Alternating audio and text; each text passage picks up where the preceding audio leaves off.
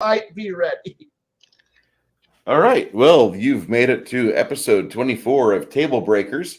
I'd like to welcome everybody in the chat for waiting for us to the 1945 moment. And so far tonight, aside from my panel, Cigar DM is currently away at the moment. We have Jade and we have Chimerian, along with myself, Slate Slabrock. Not really. My name is Bruce, and you know that. In the chat, I have Shadow and Sun, Shadzar, and Legion of Myth, all within the chat, and some others that have popped up as well. Thank you so much. And tonight's topic of conversation, we are discussing. I want to go a little bit more on mid-level gaming before we jump into high level. But our main topic tonight is high level gaming. So, the main thing for mid levels for me, before you get in that upper tier, that upper echelon for high level gaming, I want the players to start taking ownership. I think every game has a potential to be a Kingmaker or a Age of Wonders 3, 4X type of just assault into a lot of paperwork and discussing things with NPCs. And with you discussing things with NPCs, I think most campaigns determine they follow this conception where back in 3.0 and 3.5 of the world's greatest RPG, the Shadzar, it says it's running the stream element spots up and going. There's a consumerism mindset within the basic third edition version of the game. And I say basic third edition, I'm just talking about the core rules of PHDMG Monster Manual. I think the high level gaming truly needs to start after the players have started to refine their techniques and realize they don't need mentors anymore. They might have peers, they might have friends or advisors, but they're the ones that are really making the shots. They're calling the shots, and they're the ones that are determining the direction of the campaign or reacting to whatever onslaught the dungeon master is doing. In the final stage of that mid-level game, they have total control over their resources. They have control over what they can make. They have control over the type of crafting and artifact hunting that they're in for. And that really is where, for me, the high level gaming starts to open up. Because the mid level game, you still have a mentor or a guy he taught you when you were a kid. You know, I got you Magic Missile. Here's a 6th level spell. This is my last gift to you. This is Disintegrate. You know, that sort of thing. You know, or this is how I can summon an Elder Earth Elemental, and you're going to learn how to communicate with it before you build this wall, or erect this dam, or change the landscape of your kingdom. And that, at that point, when your character no longer has those crutches to stand with to help prop him up, that for me is when high level gaming starts. So for some, that's at 9th level. For some, that's at 13th. For some, that's at 17th. For Jade, he would say that's at 41st level, because that's when they truly leave the intermediate classes. I've ran games up to 200 levels before. I'm like, fuck, 200 levels. What did you do? How did you make money? How did you pay your bills? Because there's no way in hell. I've ran games before. Yeah. Okay. Only 46th was the highest actual played. Level 300 was just for fun to see what I could do. Hey, LDG. So I think that I didn't get it. I wanted to wrap that up for mid-level gaming. We discussed a lot of things last week, and I wanted to just make sure I slid that in there, because I think from the DM to the player, there needs to be that moment of recognition where you've earned this. You have all of the things you need to be great. There's not a single tool I can teach you. From here on out, it's going to be you and your efforts and your research. Go for it. Does that seem like a valid way to throw a campaign together, Jade? Yeah, I mean it's pretty solid. You make a lot of good points there. That once they've gotten to a certain point, and are they kind of are on their own. They have to start making the campaign from there on. Sure, the GM, has to be the arbiter of the rules and arbiter of the world. But in a lot of ways, it's kind of the the players who go, "Hey, let's go that direction." The GM goes, "Yeah, let's go that direction. Let's see what's over there." You can now go explore the world and not be afraid of running into that adult red dragon anymore, because that's what's out there. Fair So enough. yeah, that I think that does pretty much put a pin into mid-level games. What about the rest of you guys? What do you think? I'll be honest, for me, the moment the players decide to ignore whatever story I've thrown at them and go their own way, that's the point where I'm like, all right, training wheels are off. Good luck. Go. And at that point, it's like, oh, early level, do my first adventure. Intermediate, keep following that storyline, all those little hooks I've been throwing at you. And I guess you decide to play big boys now. You want to go off that way? Good luck. Now it's honestly, the point when the players go, we can be the deciders of our own fates. All right, go for it. Show me what you can do. And at that point, gloves come off. You just go. I'm gonna disagree with that statement right there. Training wheels, I think, are necessary for anyone who is brand new to the game. And that's what low level's for. Training wheels Exactly. come off as soon as the players start to feel confident and they go, I'm going to go out there and do something, on my own. I have my own goals, my own ambitions. And at that point, I'm like, all right, all right.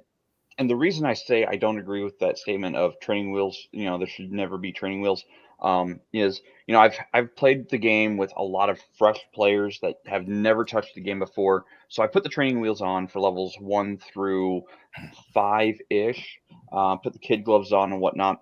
But after a certain point, I'm like, okay, I'm going to stop pulling punches. I'm going to stop, holding your hand on what you should be doing. By that point, we're like 3 months into a game. And if you guys are still struggle busting your way through, then, maybe we need to stop this game and start a new one so you can go back through levels 1 through 5 to relearn or learn properly the things you might have missed. No, so I think training wheels is great for new players. For those of you who've been game mastering for the same group of players for 5, 10, 15, 30, 60 years, that's impossible, I know. But it's just an exaggeration. For those of you who've had a group last through all of the ages, congratulations. Like, holy crap, congratulations. Like, I don't know how you would have done it, because I moved away from my group, my initial group, so I can't game with my old buddies anymore. I just can't. We all live separate lives and very busy lives.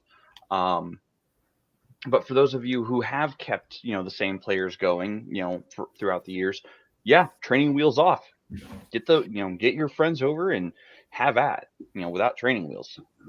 Start a game at 10th level. And the thing here is that even if you're not when you're just playing any game, there's always that one player who goes out there and think about like when you're watching an action movie or anything. There's always that one guy who walks out there and explodes. Slumps over, something catches him. That one guy goes, "Hey, I'm the smart ass," and all of a sudden, his plane explodes, and you're just like, "Oh man." See, guys, this is why you guys got to be paying attention, because if you start getting too cocky, I blow your ass up with a SAM. And now his body is now being scattered over 4 acres. What do you guys got? Or, hey, we're all going to be criminals. There's a cop with a sniper rifle out there, right? Oh, man, Shadowrun and Cyberpunk are really brutal. You got to watch out for that. or that one player is like, oh man, I got this, and eats a tank missile to the face. You're like, oh man, you really should have picked up the clues I was putting out there for you. But go ahead, man. You're trying. Much like how you walk out there, the dragon eats you. Yeah, bad shit happens. You just go. All right. So, nope. Go ahead. Someone. Yeah, I don't agree. Okay. I think as a new player or older player, it just determines how many levels your campaign, your normal campaign goes through. If it's 1 through 15, yes, by the 4th time around doing that level game, then yeah, you should know what you're doing. But the moment you sit down at somebody else's table, it's like, hey, this is going to 20 or 25, those training wheels get put back on because you're now doing extra things that you haven't done in your last 4 or 5 years of gaming. The training wheels are not a bad thing. And the moment you have to, something you're thinking is going to be the same old gets flipped on its ears, guess what? Maybe you need to attach those training wheels back on so you don't, foobar the game nor your character. Now, by the time, no, go ahead, Kai. Go ahead. Now, my only counter to that is that there's always that one player who thinks that they're invincible, that they're just too good. Their character's just too good. Their build is too wonderful. Their dice are fantastic. And you know what? That's when the dice betray you. That's when they explode. That's what I was talking about, was the whole, man, I don't need to, man, the GM wouldn't dare to throw a ballista at us. And I'm like, yeah, bullshit. I'm going to throw one at you. I'm going to throw a whole battery at you. And they're like, huh, but I can take it. I've got X amount of hit points. I don't need to worry about shit.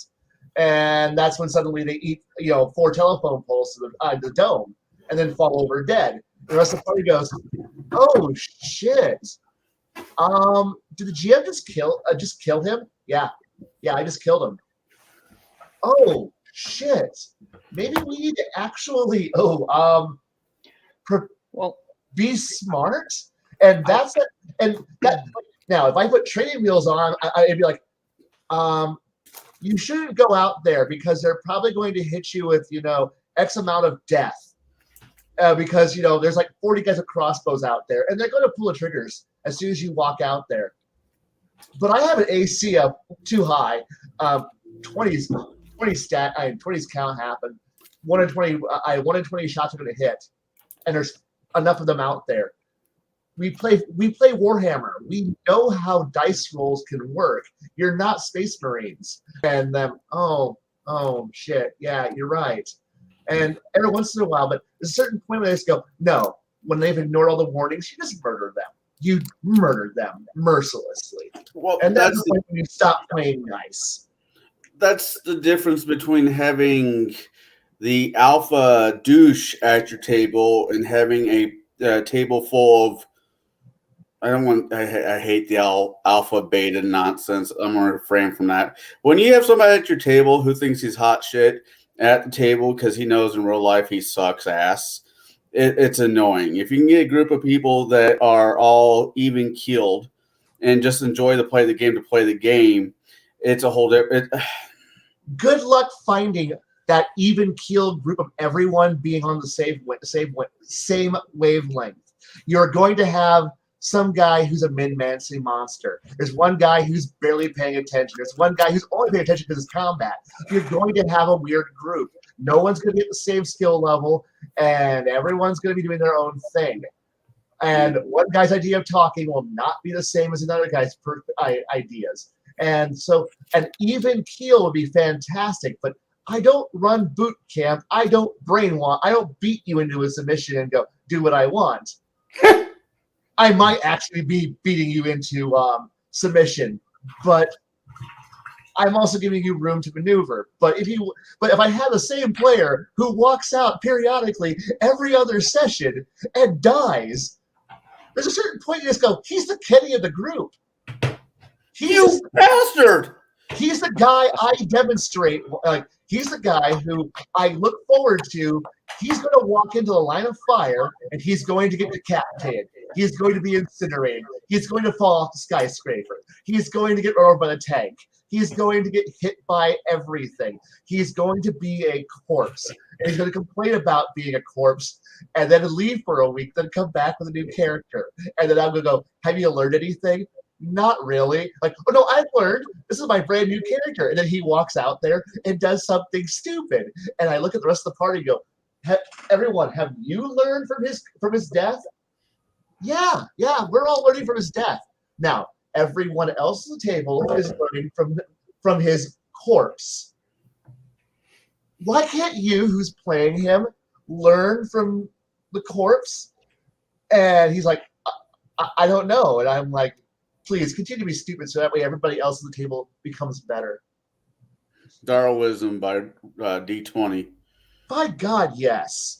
And it's always the same guy who dies, though. So it isn't like I'm just like, and I'm not targeting him. I'm not singling him out. He singles himself out, and he just like challenges fate. He's like, "Try your worst, God. Strike me down." And here's me. Oh no, unlike God, I'm not holding back. So, I think I'd like to start the high levels like we did last week with mid levels. Where do we define the high levels? Is it 10 to 20? Is it 15 to 20? 18 to 20? Where do you define the start of Act 3 or high level of play? And it doesn't even have to be in D&D. It could be in Shadowrun or whatever other system. Bruce, I'm going to start with you. Well, it all depends on really what game you're playing. Like I mentioned last night, Shadzar complained that me and Janet were kind of talking about a boring movie, Heat. But Heat could be a really good example of high-level Nor role-playing in the modern era. Because that would be the ultimate type of heist that you would want to pull off as a modern-day thief. We're ballsy enough. We're going to rob this bank in downtown LA in 1995. We've done this a few times. We got this. And that movie, I felt, is really good to illustrate that. If we're playing a traditional fantasy RPG, I want to say I'll break it down according to spell level. Most traditional games have 9 levels of spells. And so the final 3 levels, the 7th level plus, that's going to be where a lot of that high level starts to come out. You'll find out that you start to prepare for it at around 11th or 12th level, but it really gets into swing around 13th, 14th. And that's when, in a lot of the older versions of the game, a lot of the monsters really started to not have any capacity to challenge you. It was just, let's hunt dragons, or let's find the Tarask. Oh, we're going to Planescape. And there goes Max off on a tear. And that would be about it. But there's plenty of things and challenges to do in those higher levels. Even in first, second edition, basic, you could have an entertaining game as long as your players would stay with you. But a lot of players wouldn't. They'd be like, I want to go back to 9th level. I want to go back to 7th. So for me, I would say around the point when you're learning spells that are like Gate, or of course Gate, Delayed Blast Fireball, where you're doing where you far eclipse the maximum allowed to die for a fireball. Okay, name level, it's not high level for me, Shadzar. That is high level in old basic, even though that was only in the expert set. But we could say it was in companion series when you were doing up to your build up to mastery in the Beckme. That would be considered high level for me. If you're playing Star Wars D6, Star Wars D6 is a wonderful game, but high level Star Wars D6, you have to buy those little Warhammer buckets of dice to throw at the table, and you roll a dodge. I rolled a 48, and somebody keeps rolling on their wild die. No, I think I hit you. Fuck. What'd you roll? Force point. Yeah, force point. Yeah, and you do that, but it's really just one of those things where the high level gaming for sci-fi games, the scope has broadened, and so you would be doing Return of the Jedi things, not A New Hope things. Even though at the end of A New Hope, Luke really showed he's a good fighter pilot. He had plenty of time in that T-16 in Baker's Canyon back home, so you could do that in Star Wars, but you would be doing things to where you are at the pinnacle of your ability.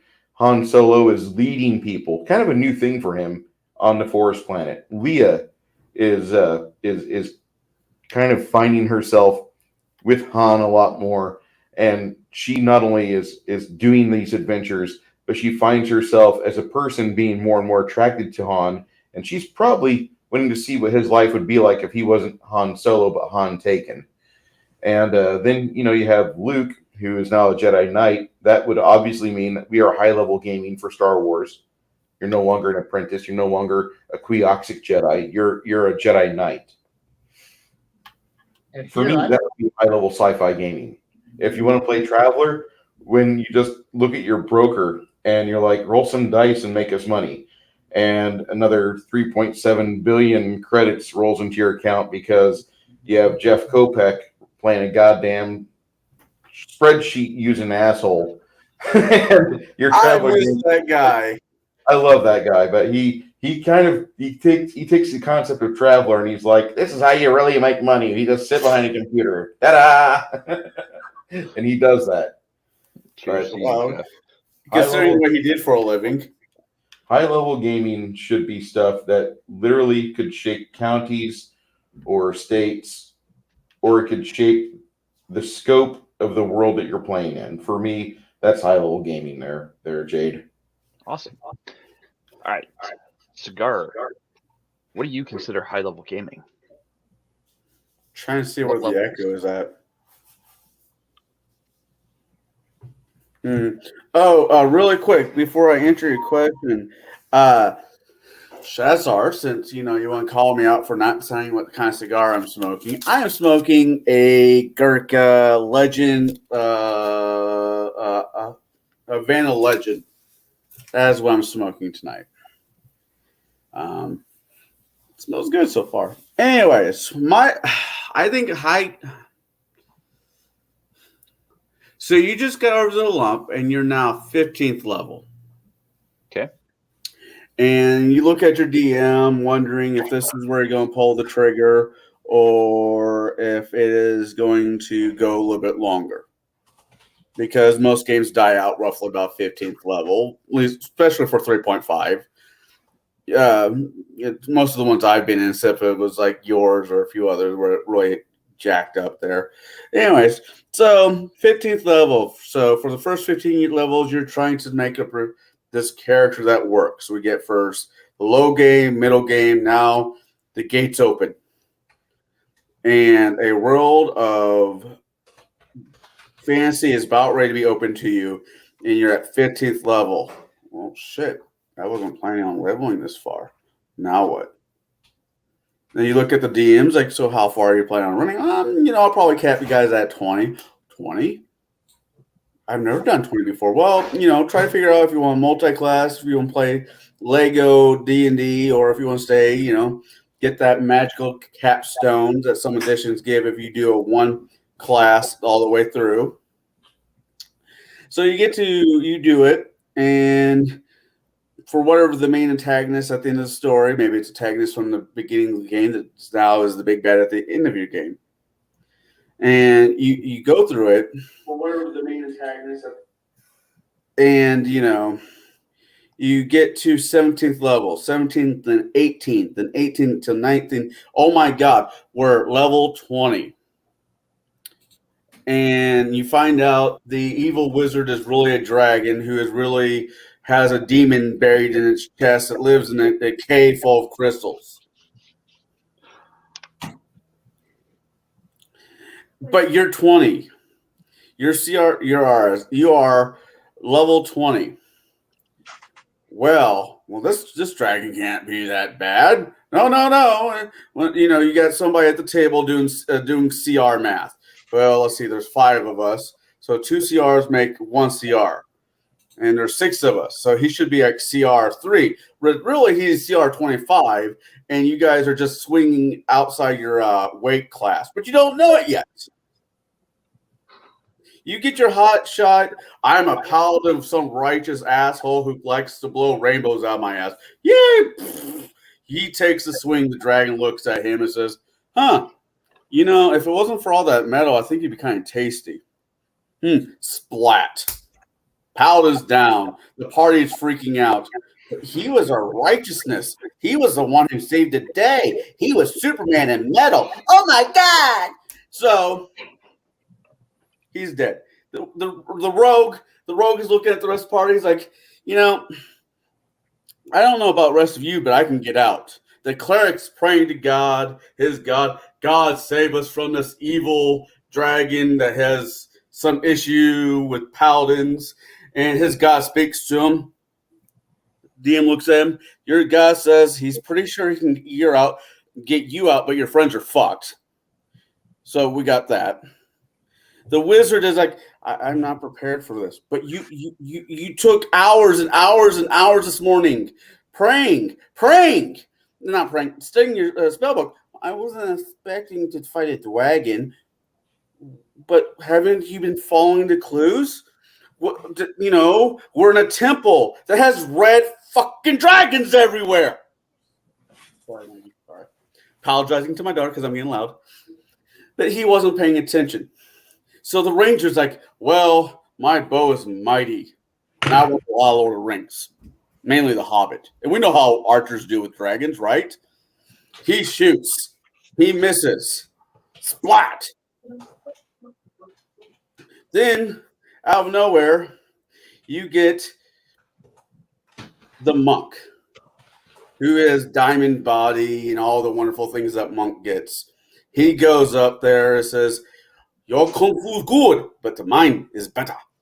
And they fight. And this goes on for not 1 session, not 2 sessions, but 3 sessions. So that's almost a month of gaming right there. And finally, the dragon goes down, and the party readjusts. Oh my God, the paladin's dead, the ranger's dead, the rogue left us hours ago, and all of this. Really, he got hungry. He went down the block to get pizza. That's realistically epic gaming right there. 5 hours later, dude, I'm fucking hungry. I gotta go get fucking pizza. So, and the dragon falls, and the party rejoices, only to find out there's something behind the dragon, the demon. Then you pull the plug, say, thanks for gaming. We'll be starting a new campaign in a couple weeks. That's high-level epic gaming for me. Okay. It's really just the start of one of Kai's games. Not really. Actually, no, he's speaking of one of my games specifically. That's why I was laughing so hard. They kind of had to go against a red dragon that almost wiped the party. It was hilarious. I enjoyed it. Anyway, Kai, what do you think high gaming starts?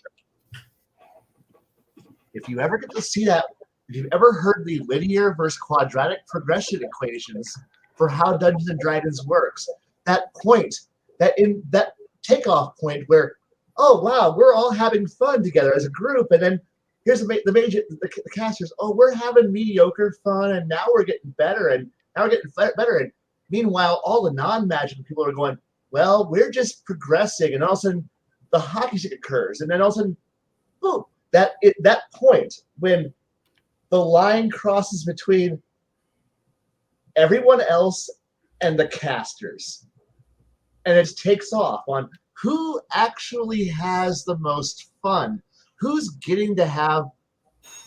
only job is to stab shit better, and who's getting to open dimensional gates and transport themselves to other realities or make their own realities. Who gets to decide? Who gets to be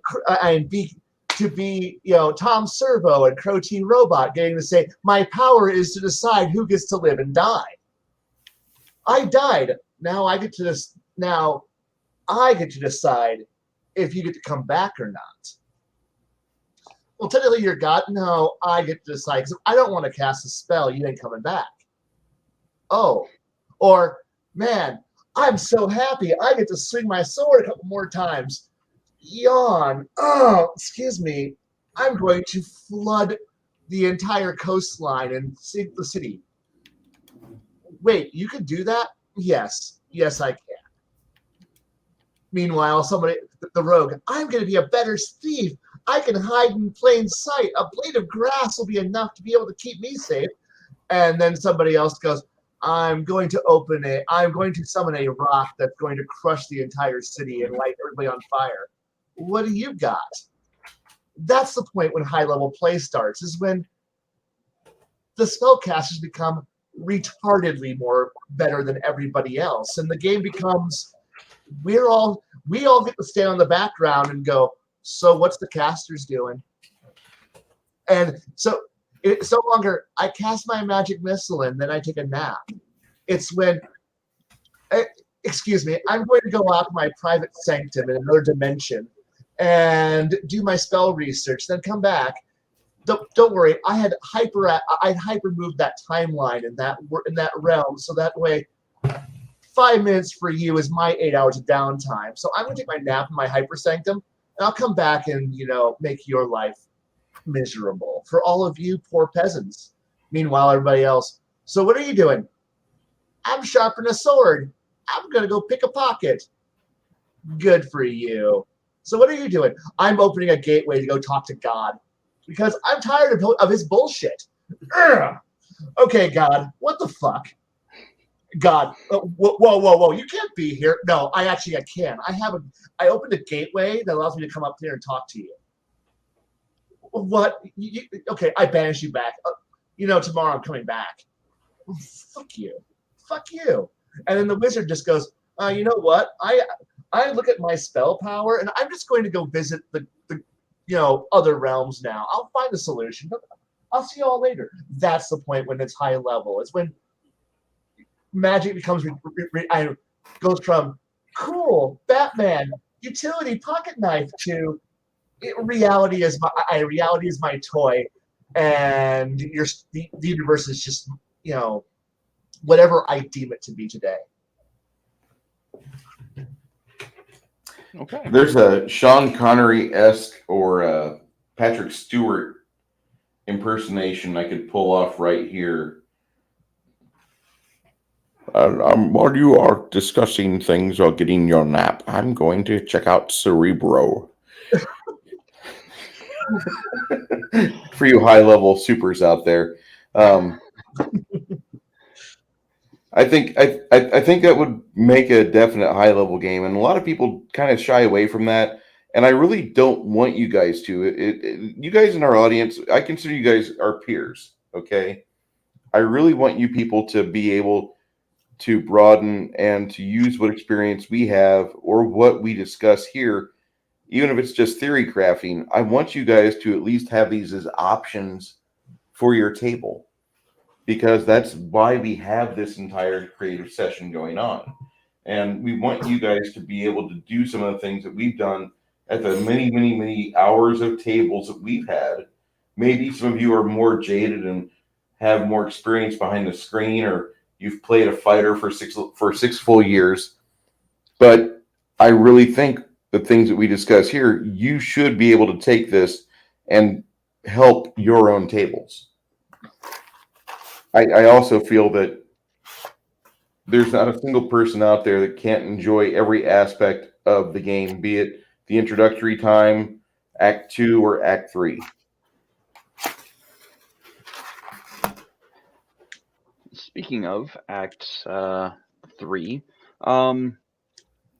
at some point in every game, there's a turning point where the consequences of actions come due, or the consequences of inaction comes due. These points can be subtle.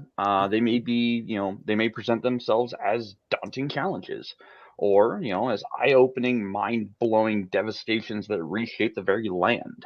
And bring low deific powers.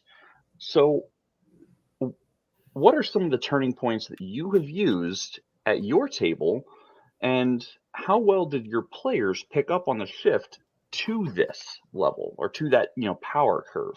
I'm gonna start with the cigar GM this time.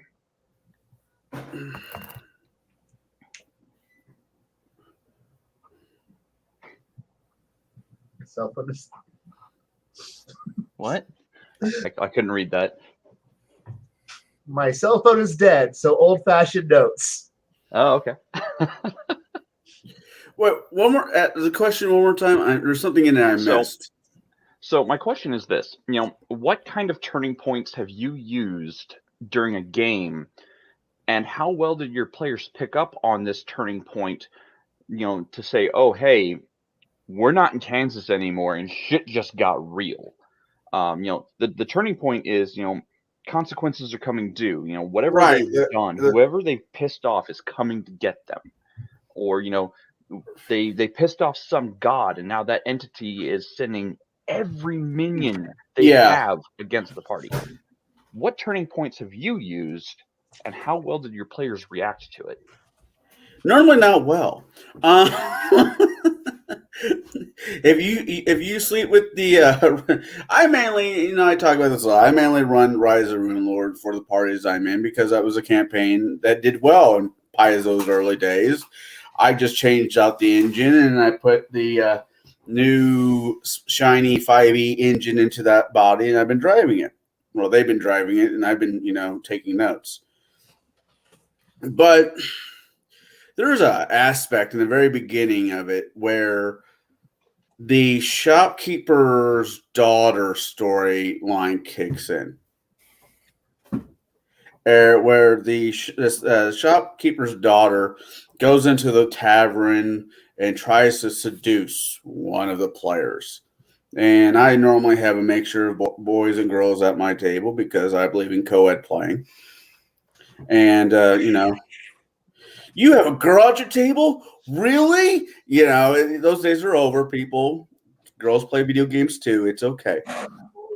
But you said you have a garage table, and I'm like, a garage table? Is that a table that fits back in the garage when you're done? Is that a garage that transforms into a table? No, you have a girl at your table. Okay, now I get it. I grew up my table, yeah.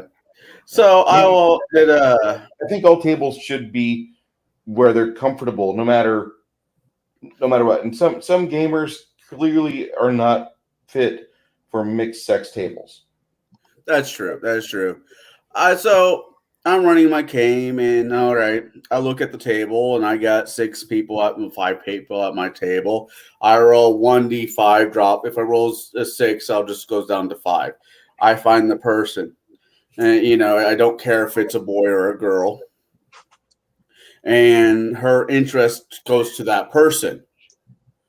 Now, then the father finds out, and father's not happy.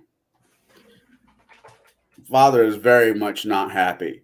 So, and that is something I do. The father will start fucking with the players roughly about 10th, 9th to 10th level. Bruce, you know what I'm talking about, right? I believe so. All right. Then there's other aspects in the story where I will have people that the players have dealt with came back and fuck with the characters. It being Big Mama. Big Mama's mad that you killed all her kids and you left her alive. Or so I'll do what I said this last night when you weren't on here, Bruce, but the Nemesis engine that Shadow of Mordor brought into life. Sure. I will do that. Okay, this is who you screwed over. This is who you left alive. Now you're going to pay for your mistakes. And for the most part, my party deals with it. Every once in a while, I'm like, really? That guy again? I'm like, hey, you didn't kill him last time. And it just helps keeping the storyline going. Keeps them interested in the story. And I got artifacts and a few other things I've added to the game that will have a later price they don't know about right now. Really don't add too much to Rise of the Rune Lords. Not your first group with that, because I think that's almost a finely tuned engine that if you add too much to it, you're gonna make it to where it gets out of sync. Well, No, I agree with you, and it is a really fine. But this is not my first time running it. And 4 out of 5 of the players I'm gaming with, are not new players. So I mean, I see what you're saying, and it's nothing completely. What's the term that Max likes to use? Gonzo. Yeah. But it is nature. It's I believe it would fit in a Paizo world is where I pull my shenanigans. Like each of the Rune Lords have their own a book, a magical Their book. own novel. They have their own breakfast cereal. They have their own special deck for the card game. Right. Well, and if one of the players finds one of the ancient tombs that belongs to a certain Rune Lord, I'll have them roll a will save, and if they fail the will save, they are corrupted by the book. It being greed, lust, so forth and so on. Mm-hmm. And that's how I've changed it a little bit. So, does that answer your question, Jade? yeah, I think that does. I think that fulfills the question. I'm going to move on to Kai, and then I'll loop back to Bruce. Kai, at what point do you throw that major turning point of consequences at your players, and how well do they receive it? All right. Since all my stuff's currently packed away, and I don't have much of almost anything I have normally. So I made a visual aid from stuff I've got lying around. It's not done yet. It's not done to where I would be. Do I need to come back to you then? Oh, no. This is fine. Okay. So this would be similar to what I've got in my GMing book, which would be a track. It would normally have, incremental marks. So what I usually have is a series of plot lines that I will have on this grid. And when you forget about a plot line, everything is actually moving along this grid. Everything is moving very slowly as you conduct actions. Every plot line that you've been ignoring is actually advancing along their agendas at the exact same time.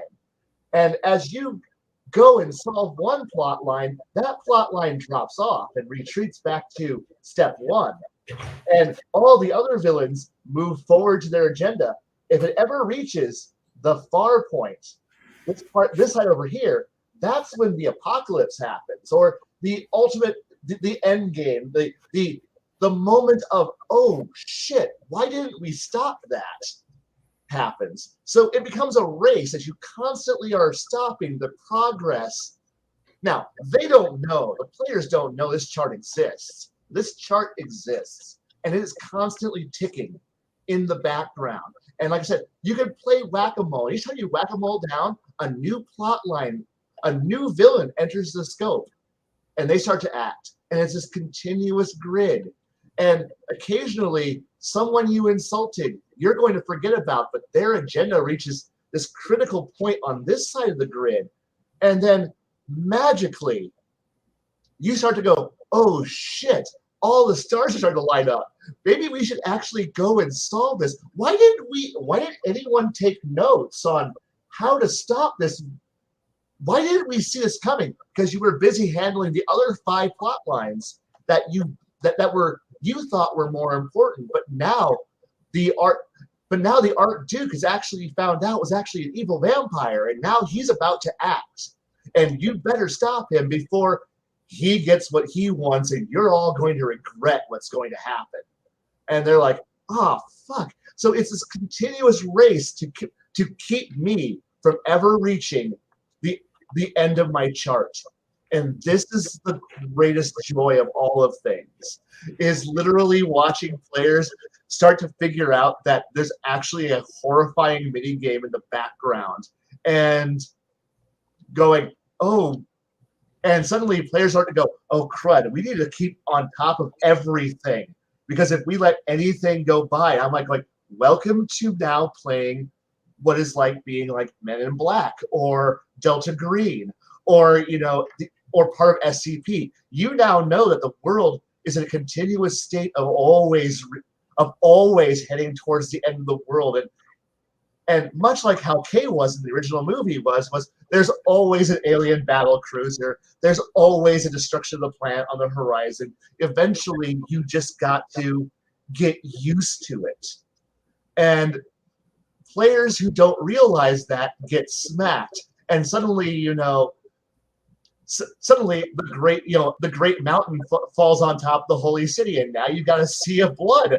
Well, I guess that's a problem. And I've done this to players. I've had players forget about a plot line, and I've literally gone, and now because you forgot about a plot line, the timer that you didn't realize existed just ticked to 0. It's now a mission point, and now suddenly in the middle of an epic battle, some other villain goes, I'm going to finally wipe out not just the players, not just their headquarters, but 3 other villains at the same time. By what? By blowing this dam open and flooding an entire low-level inland sea and killing everybody as the ocean hits them. And the party, wait, you've been warning us of this? Yes, I've been warning you of this, but you've been ignoring it. But we've been busy, I know. But you're very capable heroes. You should be able to handle everything. And yes, each lane is a different plot line. And and if the players are paying attention, they'll see that I have threaded at least 3 to 4, on average, 3 to 4 of these are actually functioning at once. Though at one time I had 6 of them going at once because I knew the players were smart people and were capable of handling a 6-threaded plot line and none of them were actually cooperating. Plot lines, because why? The world is big, everyone is crazy, and everything is out to kill you. And you're big damn heroes. You should be big damn heroes. If you decide to sit on your ass and go, I don't want to do anything, the other 6 major plots are going, but we're still doing things. And then eventually you're just sitting there going, but wait, why did the sky just turn red? Well, because you weren't paying it, because you didn't stop the blood cult from enacting their horrible plan. But that didn't interest me. But they're still out there. What are you going to do about the sky being red now? Why is it red? Oh, because you're less than 3 moves away from checkmate and you're about to get wiped out. Oh, fuck. And yes, you're right. And ultimately, basically, the bad guys do ultimately win unless you got players who are actually become heroes. And if they manage to beat down all of them, guess what? Okay, congrats. You've guaranteed a generation will enjoy peace. A golden age might last for the next 20, 30, 40 years. And now you can retire to your little villa in the middle of, on an island with an inland freshwater spring lake. And you're like, I don't need to worry about this anymore. I'm going to die an old, quiet man while the forces of darkness are all quietly rebuilding in the background, ensuring that the next time that evil arises, you're old and retired, and you don't want to come out and fight, so you're going to go find new mentors. And I need to be the mentor of that new generation who goes, look, I've got arthritis, a bad back, my knees are all fucked up because I jumped 5 times out of an airship to go careening down on top of a dragon to stab his ass into the ground, and I can't do this shit anymore. And the medicine ain't working anymore. So here you go, kid. You go take care of it. Shadow and Sun says further in the comments, now we know your secrets, Kai. Actually, so I'm gonna say yes. Now we know his secrets, but it shouldn't be a secret. This is something that every game master can do. You don't have to necessarily go to the same extreme of 6 plot threads going at once. You can do 2 or 3. But it keeps the players on their toes. If they have to be balancing between 2 or 3, major adversaries, constantly rebuilding their forces, constantly getting power and getting ready to, smite the world or cleave the world in two, that's definitely something that the players have to kind of do a balancing or maybe a juggling act of like, okay, we can go stop this guy now, and then we have to go over there and stop that guy, and maybe if we find time, we'll stop the third guy. Mhm. So I mean, I kind of respect that idea, because you actually see this happen in literature. There are some books out there where there are multiple adversaries throughout the books, and the heroes of said books have to go and fight this guy this day. In the next book, they have to fight this other guy entirely, separate from that guy, and it just becomes a they're firefighters and they're having to stamp out fires with their hands because they don't have any other tools. Right. So I like this idea, and I've actually used this idea as well. I also keep a always marching forward timeline of events. Like, if my players don't stop one of these timeline events, then stuff happens without them. Yeah. If they There's get this, involved.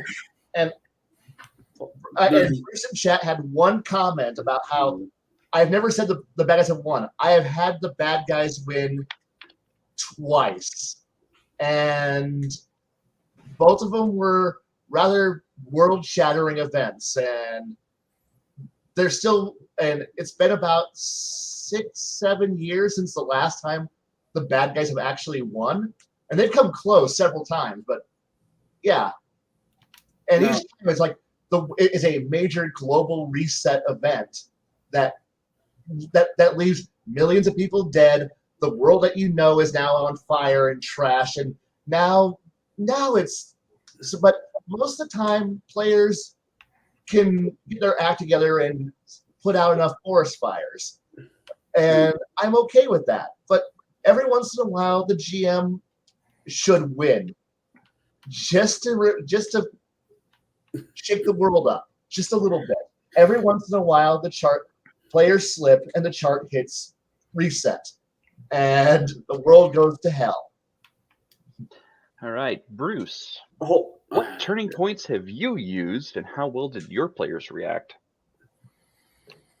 Well, there was a time about 1.5 years ago where I had my players guarding a group of donkey handlers. The donkey handlers were mentally challenged individuals that were particularly good with mammals. And they were hiking across the Lost Lands, and occasionally the players would scout out a interesting site, and they'd ask the caravan leader if they could rest for a few days while they investigated it, because it looked like there was gold there.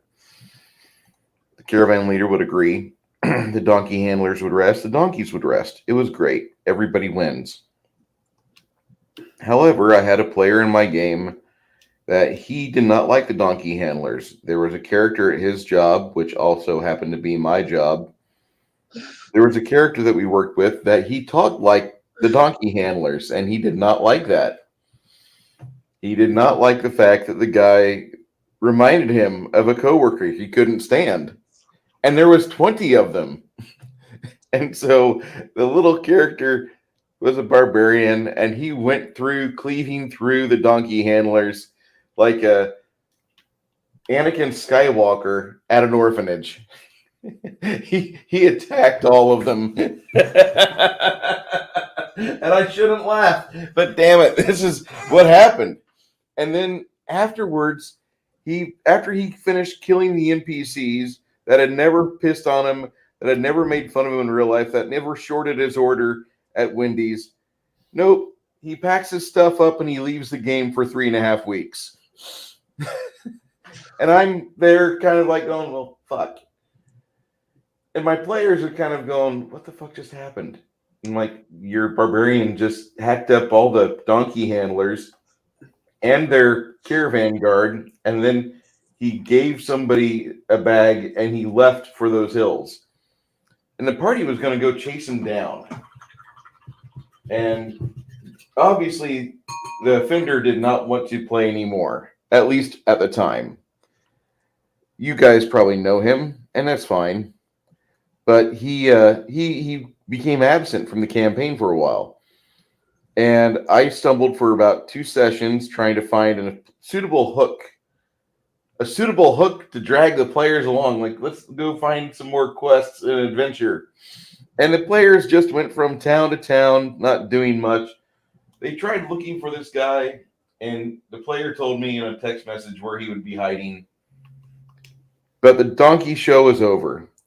And I was so upset. And the other players were upset because they really liked the donkey handlers. There was all sorts of fun things that happened because I could do stupid jackass humor, which I excel at in my game, and nobody would bat an eye because if you've worked with the mentally retarded, then you've dealt with those people before, where you walk into their bedroom like, "Hey, Clarence, it's time for us to go to supper," and Clarence has his pants around his ankles and he spunks off onto the wall. "I did it again!" And you're like, "Oh God!"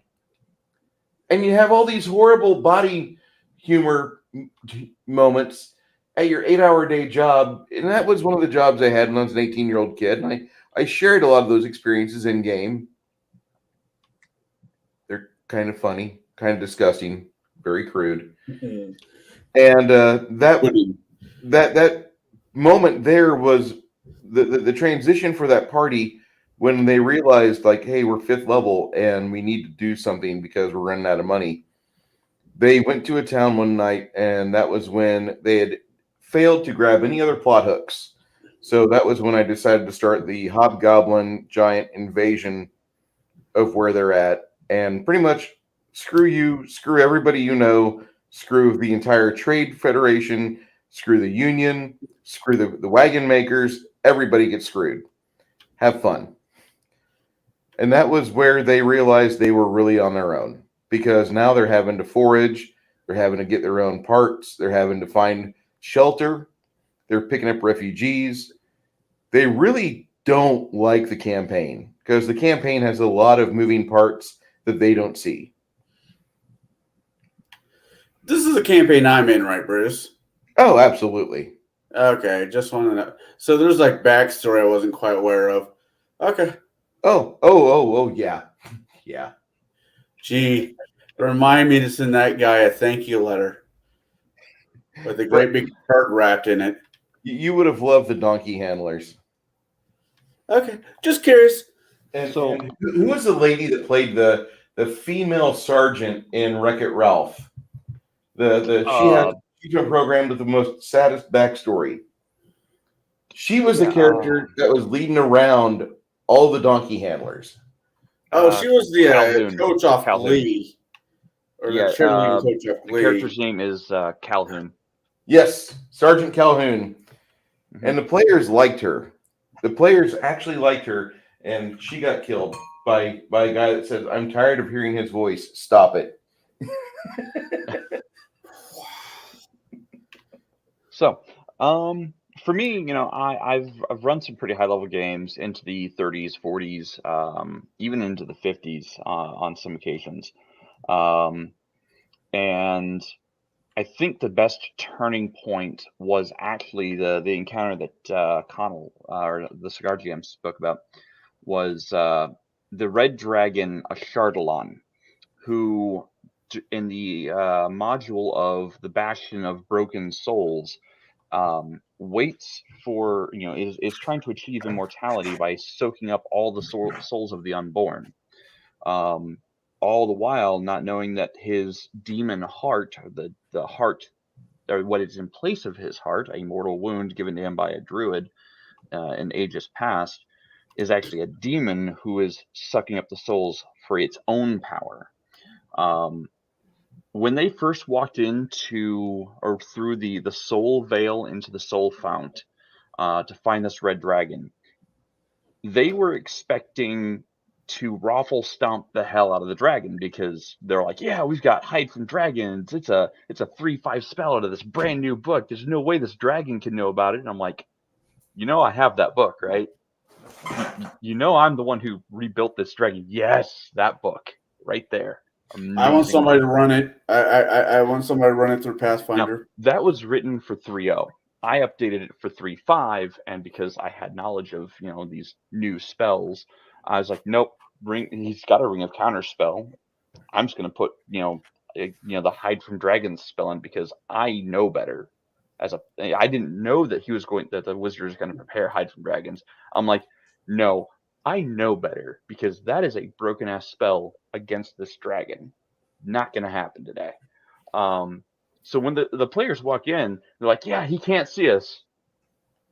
He's like, his dragon senses can't detect us. No, but my breath weapon can. Whoosh. 2 of you died. Well, you gonna retreat? Oh, okay, yeah. Go ahead and retreat. I'll stay here in the soul fountain and suck up more power. Okay, thanks. My breath weapon will be back up before you're back in the room. That was the turning point, and the players. Oh yeah, a shard. Oh man, what a dragon. And keep in mind yes, CR27, and the party was level 17, 18 at the time. And when they had to run away and regroup after realizing 2 of their members got turned to absolute dust. And they're like, what the fuck do we do now? And I'm like, I don't know. What are you going to do? This dragon's going to keep sucking up the souls of the unborn, and more, bodies are going to be born without souls. What are you going to do? So they regrouped, reset some things, and went right back in. And the fight that ensued was 2 or 3 nights of 6 hours worth of gaming time each. And it was an absolute slog for both them and me. The dragon wasn't dying quickly. They were having trouble, overcoming the resistances. And they all had this look on their face like, holy shit, how did this game get so hard? So that was my turning point. And I think it turned out really fun because everyone really actually enjoyed that fight and all the fights that happened afterward. So, yeah, turning points. They're kind of critical for higher level play. This is the dragon. Hold on. Yes, I did use that dragon. This is actually the Charlon. The fig is called Charlon. This is the fig that he used. I never regretted buying a fig before in my life until that started. Why do you think I haven't bought the Gargantuan Tiamat? Because I'll know somebody's like, hey, can I use it? I'm like, no. Just no. Go fuck yourself.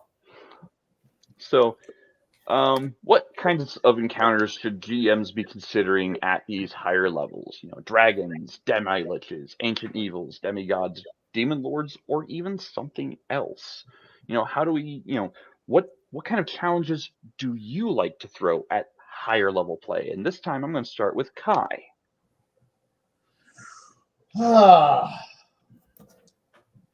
Man.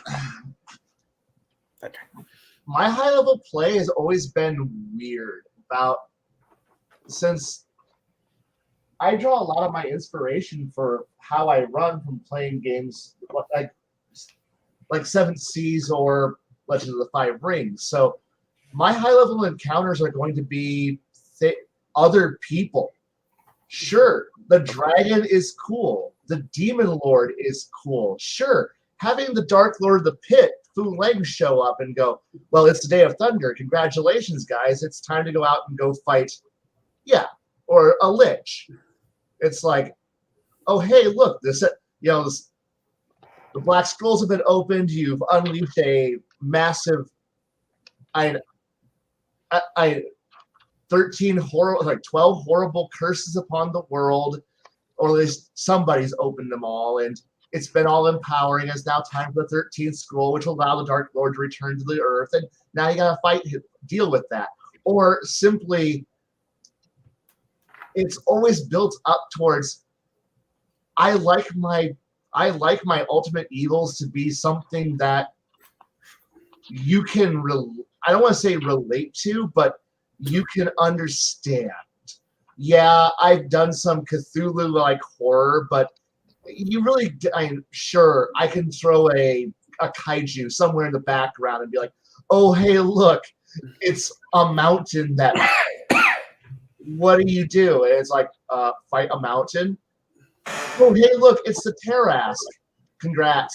It's a big scary monster. Extra dimensional beings. Like, sure, if my game has angled itself towards, a Delta Green style campaign where we are trying to, seal up several extra dimensional beings, that's fantastic. But ultimately, I kind of like the idea that every once in a while, that some horrible threat from a culture, you could understand it, you could work against it. And perhaps at some point you might I like the ultimate threats being, in a different world, we could have been friends type mentality. But guess what? We're on wrong sides.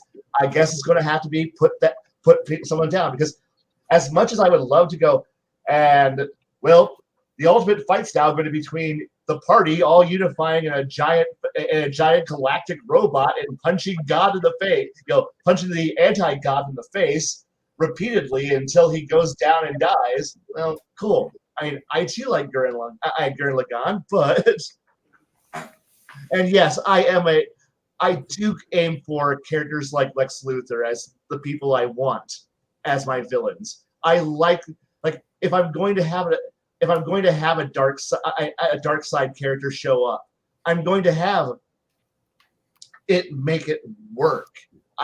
That's where that guy.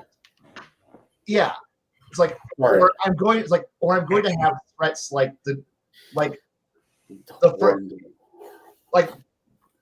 actual fallen titans and the Yozai from Exalted. I want that quality. I want the heads of clans. I want the Dark Lord of the Abyss to show up. But they have goals. They have agendas. It isn't just simply, it's Tiamat once again showing up. We've recycled her for the 14th setting. Right. And congratulations, you get to go fight the five-headed dragon of, or guess what? We've recycled the Lord of Ravenloft. Congratulations. And hell, hey, look, it's the avatar of Big Bad Evil God from Forgotten Realms. He's made his 24th bid to destroy the planet again. No. I would rather have some emotionally broken, battered, horrifyingly twisted individual who's had life beat the shit out of them, but they decided to not, put a bullet in their brain and paint the ceiling, and decide to instead channel all of their hatred and anger to, forge a sword and decide to go out there and just start murdering everyone who ever harmed that individual. And, well, guess what? Some of the people who are in the way happen to be people who the party likes and the party tries to get involved with. And now they've got to, prevent a Holocaust or a genocide from happening, because the only thing between them and that is, you guys, because innocence. But there's 5 people who are actually evil. Do you make the decision of handing over the people who are actually evil and then wiping your hands clean? Can you really sleep with yourself at night knowing that you did that? I can. I now know what kind of person you are, and I'm not lending you money. And damn it, I was going to ask for $5. No. I'm good for it. No. What about you, Bruce? What kind of encounters do you throw for high levels of play? I'll just share something real quick. Whenever I think of mid to high level threats, I want something that players will remember. And this guy here that I'm about to show, some of you are going to be like, "Oh, fuck you!" But others are going to be like, "Yes, yes, yes." Oh, God.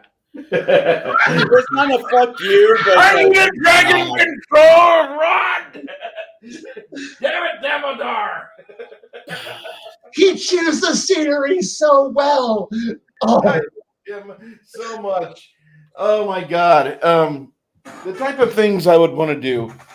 Last game, Well, yeah, Baron G-Rock was there, and I had to slide to kill everybody in Tolus. Oh, Sorry, wow. guys.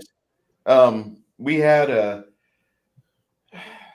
that campaign. There was a lot of moving parts there. The campaign I'm running right now has a lot of moving parts, and so like last time we discussed how the tactical combat in a game is really the easiest. No, Travis, that was not Lord Farquaad. That is Propion, the wizard. my favorite Jeremy Irons character of all time. The tech combat, the grid and work, the inches and how many feet, fireball, blah, blah, blah. That's the easiest part of the game. It really for is. me. Because that there, I know what I'm going to do. The victory points or the characters die. The hard part of the game for me is being able to juggle the moving parts. And that's at the end of the campaign or at the end of that combat, you want to give options to the players like you have 4 pressing items. All of them are going to result in a little less quality of life for you. Which one will this party try to tackle? Go. Mhm. And we discussed this last time because this is what XCOM, UFO defense, or enemy within will throw at you. And that's what I feel is a proper campaign. Because it always leaves the players unbalanced. I can take care of this threat over here. I am willing to sacrifice a little bit of ground on these other 2 fronts over there because I can always try to work them back into favor. So this after the fight with these gnolls, you guys have a chance to talk with the daughter of the local wheelwright guild's the daughter of the wheelwright guild head in this province, and you have a chance to listen to what she has to say. Also, you have some other things you need to take care of too. What are you going to do? And you throw these at players. You throw these at the table. You have 4 items. All of them will blow up in your face if you allow them to do so. You have the chance to take care of one of them right now. The other 3 will fester. Good luck. And you always have that timeline, like what Kai was showing earlier, where at this point, this gets added to the enemy resources. At this point, the enemy gets this ability. At this point, the enemy is going to do this. If the players thwart the enemy on this front, they lose the capacity for these resources over here. They will have to renegotiate and get their better footing. Otherwise, the players will win. Okay. And you keep doing that. You keep giving them choices that have time limits, that have that ticker draining second by second. Please choose wisely. Please choose with the thoughts of the people that are relying on the ability for you to provide them safety. And you don't want to let them really off that hook. You always want to have them on that hook. If you don't want to do that, if you don't want to have XCOM UFO defense the campaign, you can do a basic ass event based campaign that will still make your players hate your life.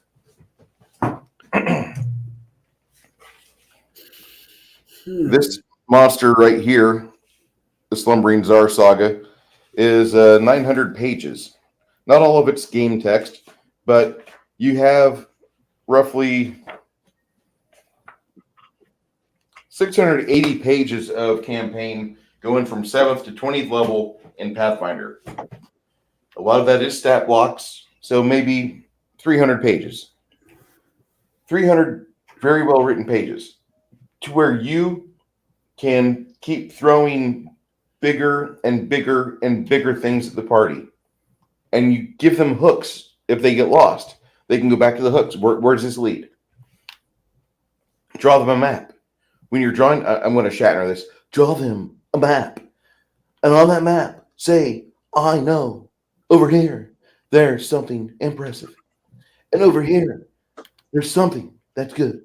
But over here, it's death. You should go there first. And you let them kind of explore at their own pace, but at the same time, let them know you don't exist in a vacuum. And you keep that pressure on them. You're Shadzar, you're trying to remember the one of the shards. You're thinking of the Return of the Rune Lords, not that one. The 7-pointed Sidhedron Star, where Magnamar is under assault, and that was the worst campaign that Paizo put together I've read.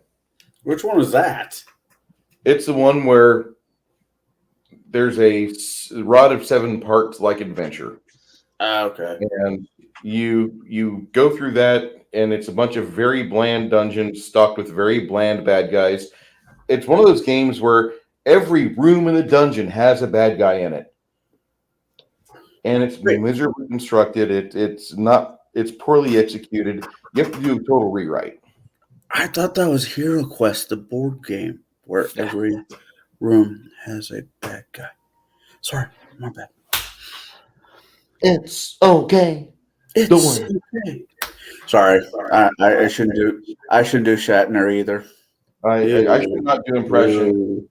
Although Boston Legal, yeah.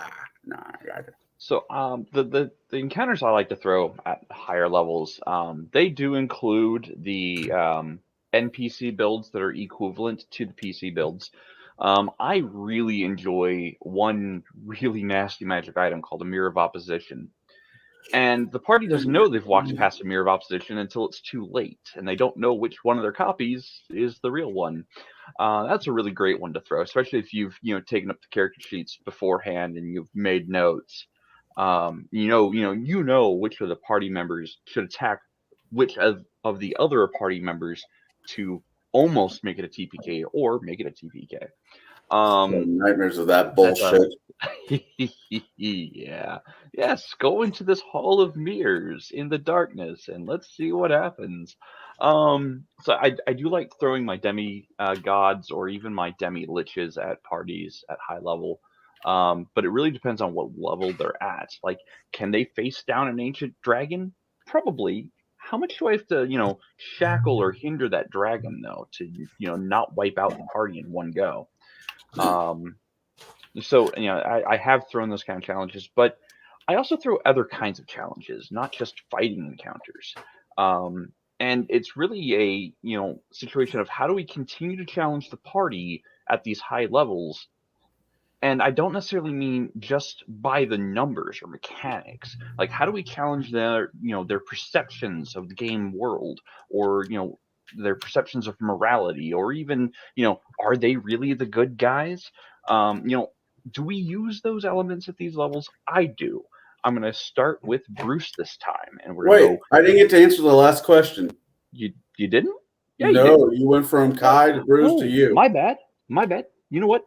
You get to answer the question of what kind of what encounters do you consider at high levels, and then we'll get into the next question. My bad. Well, you kind of stole my thunder there for a half second when you said the ring, the mirrors of the mirrors. Mirror of opposition. Mirrors.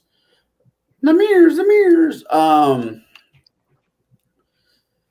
I like stupid things that people overlook. Okay.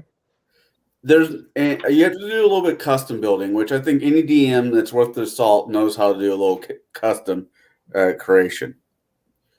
There's this great line. It's been said in several movies. I think the first time I heard it was Boondock Saints. For evil to win, all it takes is for good to do nothing. For the good man to stand aside. So yeah, something to that effect, yeah. Yeah. And I like that when it comes to RPG gaming, because as Kai has put it with his list of, okay, you got this guy pinned down, you got this guy pinned down, but that bookkeeper over there has been stealing from the town and no one's realizing it. Now he looks like the fat bastard off of Watertown in The Hobbit, and everybody else is starving to death because you weren't paying attention to that guy. Because he wasn't on your radar. Those are the villains of the story. Not the dragons in their greed, not the evil elves in their pride, evil dwarfs in their pride, and so forth and so on. It's the small thing. There's a song from Wanted. Basically the small things.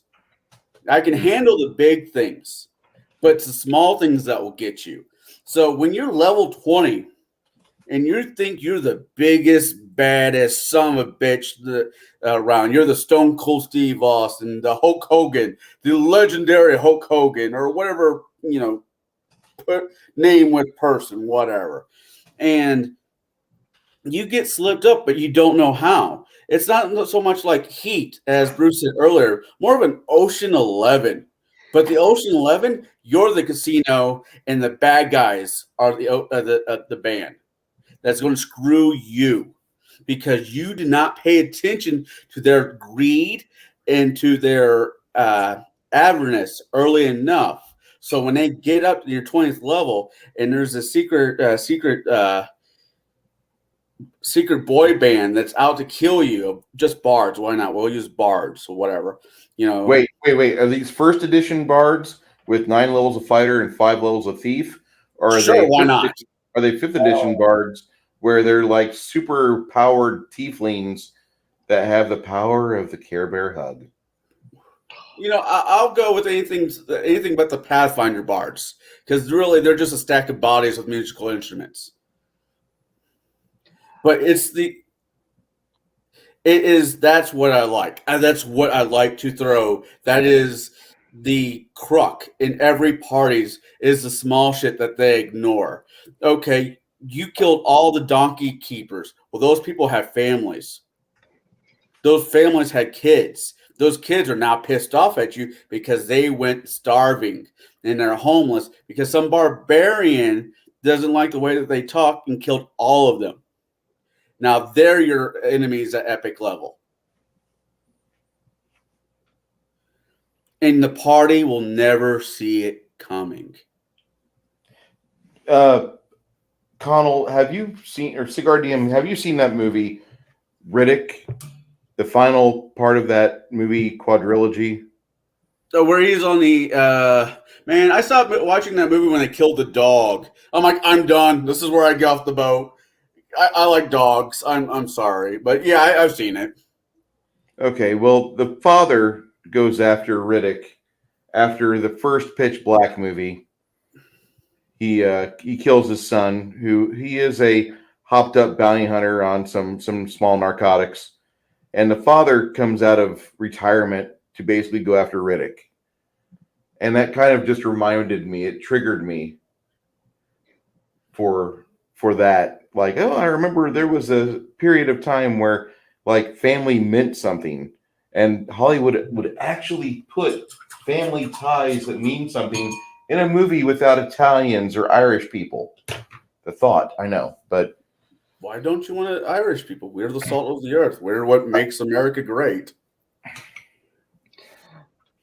No, and I get that. And to answer Shazar's really quick, I was never really a Taker fan nor a Can fan. I was a Paul Bearer fan, the guy with a squeaky voice, because he was the one who ran the show. Nope. Yeah, I like using the outside, the people that the players forget about. Okay. Yeah, they can actually be a big influence later on. If they're in the player's blind spot, they can just kind of run amok and appease the players and act like they're on their side, but have side hustles on. Who salted my garden? Who laid salt on the ground? Now I can't grow anything. Who has given the cows an STD that they can no longer produce, or their meat has gone rancid, or the milk is dried up? It's the small shit that will get you. And if you're not paying attention, that's on you, not the DM. So how do we continue to challenge? I'm going to go back to the question I was getting ready to ask. Sorry. Bruce. No, you're fine. That was my fault. I skipped you. So how do we keep players, challenged at the table? How do we challenge them, not necessarily by the numbers of combat, but by, their perceptions of, what they believe is the game world, or even their perceptions of morality? Do we ever challenge their perception of, are they actually the good guys, or are they actually the bad guys and they just hadn't realized it yet? Bruce. Sorry. I'm going to start with Bruce.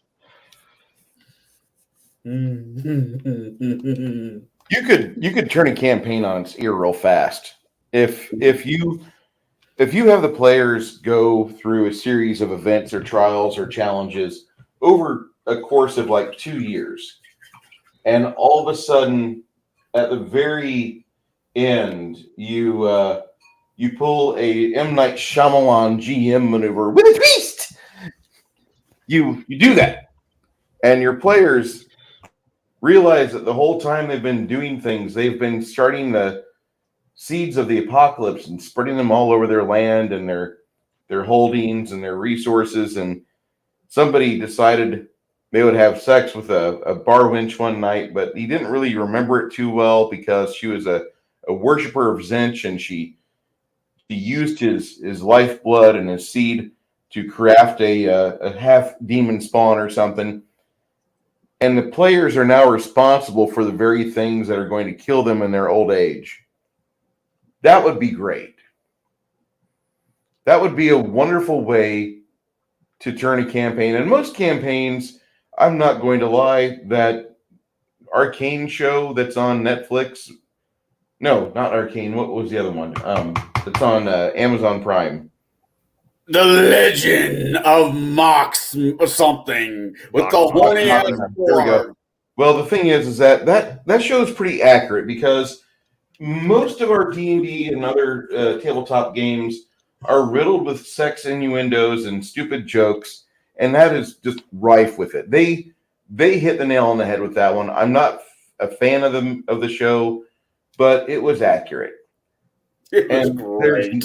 There's nothing worse than watching your players twist in their seat after having things happen to them and they've leveled up a couple times, they're now guild leaders, and their child is born, and it immediately, as soon as the umbilical cord is cut, it reaches for the throat of the midwife and devours her lifeblood from her jugular. And the players are going, "What? Wait, what?" You could do that, and then it escapes and has a Jersey Devil like existence, and terrorizes your community for the next 200 years. Thank you, Jersey Devil. You could do that. You really could, and it would make for an interesting game. It would be something your players would talk about. Travis, it's called The Legend of Vox Machina. Yeah. So it's not a bad show. It's just not you don't look for greatness, but enjoy what they did put together. I'll say that. And it's honest. I would love to have a campaign where the players played both sides. They got to play the heroes and the do-gooders, but there's also another group of characters that are actively going about doing evil things, and at some point you have to have them meet up. You have to have the good guys find the bad guys, and they have to have that Pacino De Niro moment on the airstrip where one of them will not walk away from that fight. I think that would be a great campaign to do as well. I've not done that. I'm not that talented of a dungeon master to where I've executed it properly. I've tried. Seen that one done. You have? Okay. Yeah, I've seen that one done. It's interesting. But I've not executed it myself. And I envy those guys that have, but you better have a lot of different ways to keep things in the air. What about you, Kai? How do you challenge your players' perceptions of the world or even morality in game at a high level? Or do you? Yes. We found a bunch of orcs. They're kids. You want to kill them? I have a GIF of that on my computer, but no, on my phone. But unfortunately, it's dead, so I can't bring that up right now. But no, that the great comment of the only good goblins, dead goblins. So let's make some good goblins. Sorry, let's make some goblins good. But no, the morality I always have fun with is like I just take notes of what the morality my players are going for, because they always go in with the idea of some very thin, very basic, because you really don't know. If I was to tell you a year and a half ago, oh, can you tell me all of your core beliefs? Sure, I have a 40-page question, 40 questions on a questionnaire that you could fill out, and that will help you along. You don't need to show me that document. I don't need to ever read it. That's for you. You could ignore it, and then I won't know. I don't care. And they fill it out, and you have an idea what you're going to be. Now, let's fast forward a year and a half, 2 years later. You're not going to be anything close to where you started. If you are, I feel sad, because you haven't gotten anything out of my actual game. You haven't you haven't developed your character. You don't have a personality. So, but I am watching, I am learning, I am seeing what triggers will get you to jump. I'll watch and I'll think about how I'm going to do this.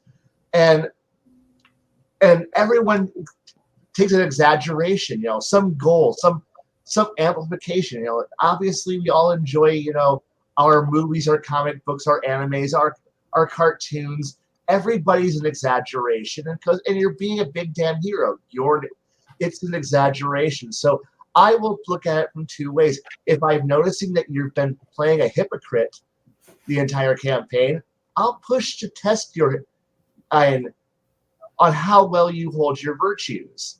If you've been playing honor, someone where honor matters most, I'll test your honor, see if you actually really will do that moment I'll put you at that point where you have to go face your demons and go, this is what I want. And I'll look at, I'll test everyone's exaggerations to go see at what point are you going to falter. And, so sometimes faltering is actually interesting, because that'll open a new door. And I'll have fun watching people just play. And so therefore, and I will tailor my encounters to fit what I think will be an interesting encounter that will be more than just roll initiative, get some loot, or this guy's got really good saving throws, and it's a dragon who shoots acid, and he's got some things that are better than yours, and he's got spell resistance. No, I want my conflict to take whatever it is that your most important virtue, and then I'm going to assault it. I want you to face what you've been playing and make you actually have to enjoy it.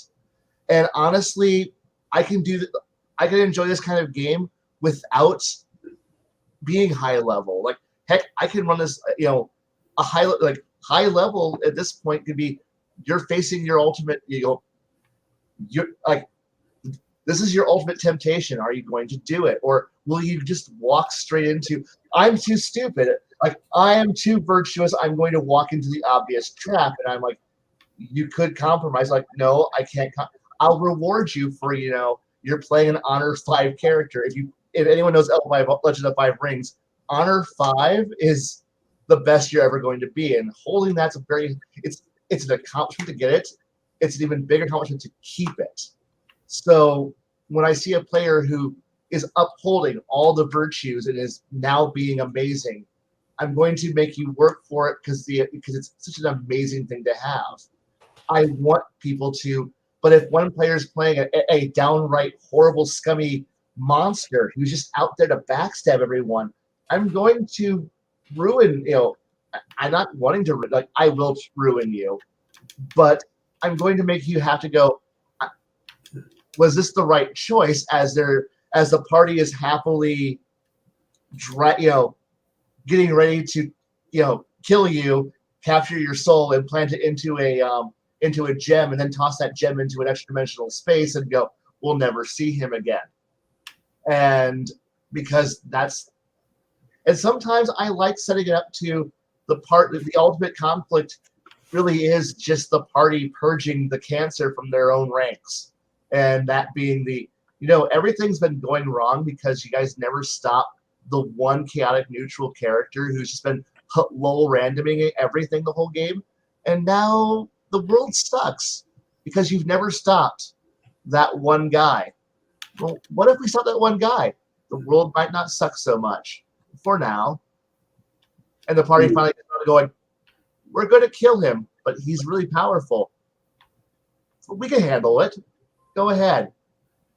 Kill him. And hopefully it's been working towards that point. And I really enjoy that moment where I don't need a character who's a 25th level, CR 25 demigod when it's ultimately, hey, this is that moment where you get to prove what you are. And that's what I want. Okay. You want them to have that moment where they can rise to the occasion. Yes, I want that hero moment. I want that point where they purposely walk into the worst situation possible. Not because of, I want loot or I want levels, but because they choose to go do something. And I want that. All right. So, Connell, Cigar GM, what about you? Do you ever challenge your players' perceptions of the world, morality, or even if they're the heroes? I will be getting to Shadowzar's question after you, and then we'll go on to the next topic or next question.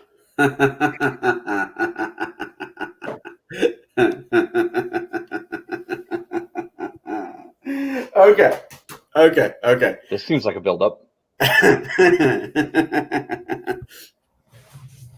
All right. Yes, I like the paladin that likes to be the Michael Carpenter or the scenario where there's a comic book. 1 second, boo boo. There's a comic book that was pumped out in the 90s called The Last Joke, or the joke. It's a Batman comic where the Joker. What? Killing Joke. The Killing Joke, where the concept is, I know you're a good guy. I know you're a good guy there, Bats. But what happens when you have one bad day? Not, oh, you forget something or you left the stove on. I mean that day. That day where your wife is killed. But because you're holier than thou ass will not kill the bad guy like he should have been killed 15, 20 episodes before, he kills you and we get, now what? Do you break your code of, I will not kill because my Lord refuses to let me kill? Or will you break? Will you crumble? Will you shatter in 1,001 pieces because the person that you love more than life itself was taken from you for your, what's the right word? Love you too, Maggie. Your unactions. Now, I love that. I love pushing players that way. I love it to death. And we bring up Dresden a lot on this show. Dresden having to make a deal with the Winter Queen to save his daughter. He had to give up his freedom, more or less, to become the Winter Knight. It's these choices. It's not, how much damage can I throw down at the character physically? It's how much damage can I throw at the character emotionally, mentally? Where's their line? Where's the breaking point? And we're doing epic level. You need to be pushing that envelope every which way. Because I'm glad that you're playing a paladin that worships a good god. I'm glad that you're a wizard of high standing but every once in a while, that day will happen. And that I want to see that character.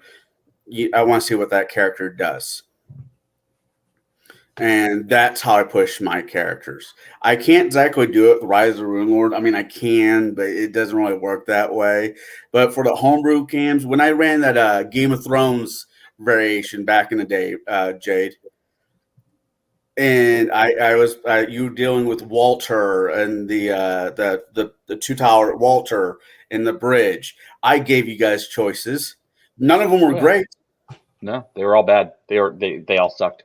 but you There have was the no win. players have to make that choice. What do we do? Do we say this for the greater good? You know, there's been a lot of villains in real life history that says, I am doing this for the greater good. I am doing this for the greater good of Germany. I am doing this for the greater good of Japan. I am doing this for the greater good of the white nation. These are all horrible people that use the greater good as their cross, their shiny symbol of this is what I stand by. And I want my players to run against these people and be Okay. pushed. That's my answer. Awesome. So I'm going to get to Shadowstar's question. How do you know when it's right to go to high level play with a group of PCs or players? Or even further, how do you know when, as in speed of leveling? So for me, you know, I'll know if it's right to go to high level play based on my players' interaction.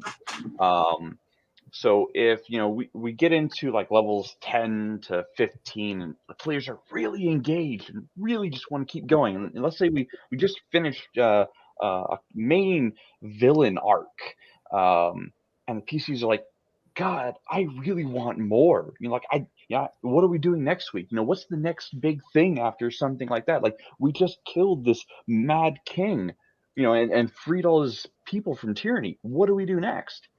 If that's what my players are asking at the table, which I want my players to be that engaged, I want my players to be, so into the game that they're like, yeah, I just want to keep playing this character. I want to keep going. Where do we go next? That's when I make the decision. Okay, let's get into high play. Let's kick it up into the extreme high gears and get it moving. When do I go, or how do I know when to get to high level and speed of leveling? So I used to be a raw DM, like rules as written. I would give every single point of experience and sub points, like the decimal points of experience to my players for anything they did. Um, and I would actually calculate out like the CR of a non-combat encounter with my players. Like if they had to deal with this really greedy son of a bitch king, and they're like, that king has a level, kind of. Not all of my NPCs have levels, only the ones that they actually have to interact with on a social encounter kind of level is where they have stats. And not necessarily, the full six stats. They have, levels kind of, so to say, but they have like feats or powers that drive them towards what they are very thematic.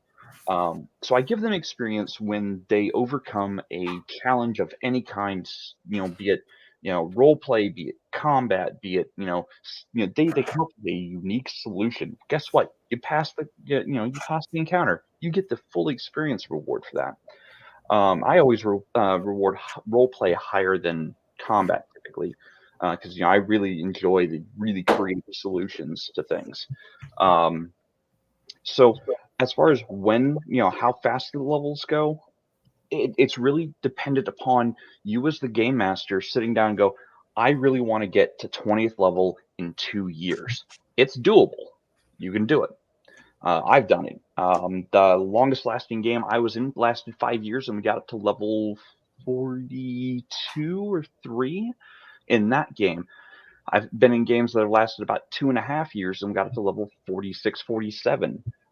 There was a game that lasted, I think, just under 3 years, and it got up to level, I want to say 37, 38. Now that's all 3.5 and, kind of mixing 3.0 Epic Level Handbook. As a matter of fact, I've got two of my characters right there from those games. But so as far as pacing goes, it's really dependent upon the game master, and it's really dependent upon how invested your players are at the table and invested into what it is you're doing. If they're saying, "Hey, we want more. What do we do next? How can we top this?" That's where you really get into the, okay, how do I top that? Where do we go from here? And as far as like whether it's XP or milestone rewards, it's up to the game master to decide. I'm going to go experience points to level 10, but after level 10, I'm going to start milestone or story arc progression play, where you will level when I tell you to level based on the things you do and the things you interact with. A lot of people are going to hate that method. A lot of people might like that method. You have to make the decision as the game master. You are the arbiter of your world and your table. It's your choice whether or not you want to stick to raw, or if you want to, branch out and do something different. So that does that answer your question, Shad?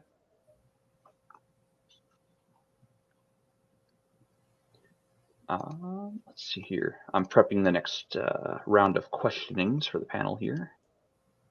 Does anybody have anything to add to that, by the way? I do, because I use Okay.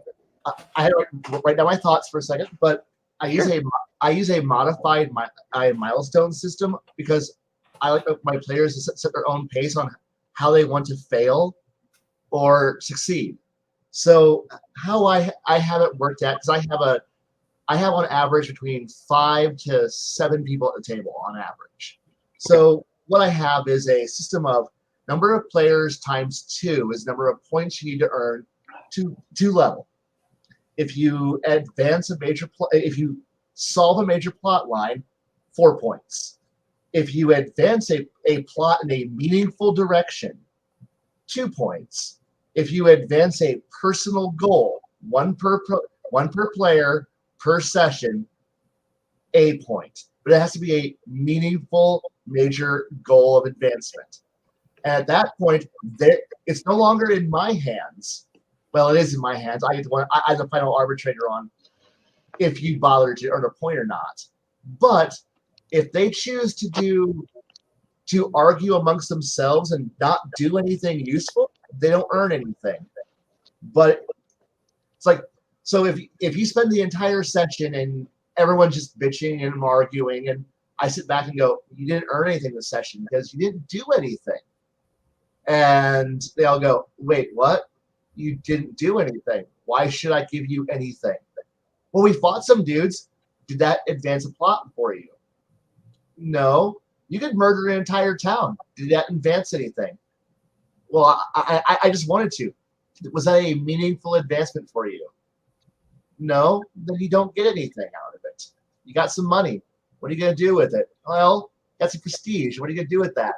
Oh, okay. And you just kind of let the players hang themselves. But if they could go hardcore, they just want to be problem solvers. Like, just go in there, crash down doors, play as if they're playing NCIS procedural drama shit, and they are on task. Go right ahead. Reward them for being on task. Reward them for being engaged and moving. Let them. I had a session, they were just on the ball. All 7 players were on the ball, and they were just running. And I'm like, dude, they racked to that point. So I'm like, okay, guys, you actually earned that. Here you go. Here's a reward. But I've also had sessions where I've been like, are you guys going to do anything tonight? I've been throwing shit at you, but you're all arguing amongst yourselves. No, you really didn't do anything. And they're like, well, can we level? No, we have a score sheet. I have a score sheet. You haven't earned your points yet. And they're like, oh, so it puts the onus on them to go work for it. If you want it, hustle. If you want the golden ring, work for it. But if you just want to sit around and do nothing, build your door shop in the middle of a freaking rural town, you don't get anything. You're just going to get nothing. Congrats. Because your personal, it might have gotten you a point, but Are you really focused on being the best door maker? No, you're probably not. And at that point, I don't decide anymore. They know the ratio. They know what they need to do. They need to work. If they don't work, you don't get anything. You work, you get rewards. There you go. You get a good work ethic. You get a good gaming ethic.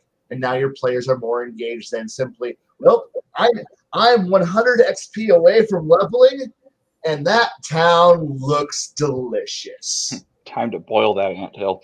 You go boil that anthill. Like, I am an angry paladin, and I am 15. Oh, sorry. I meant to call Karanda. Okay. All right, bye. I am 15 points away from leveling, and I'm going to look for anybody who even looks cross-eyed at me wrong, because I need to kill something to get up there. Hey, Con, your mic is keyed. Yeah, I wasn't going to. Thank you, buddy. But yes, so that's my take on that. That's my input on this. So yes. Awesome. Anyone else have anything to add on to that?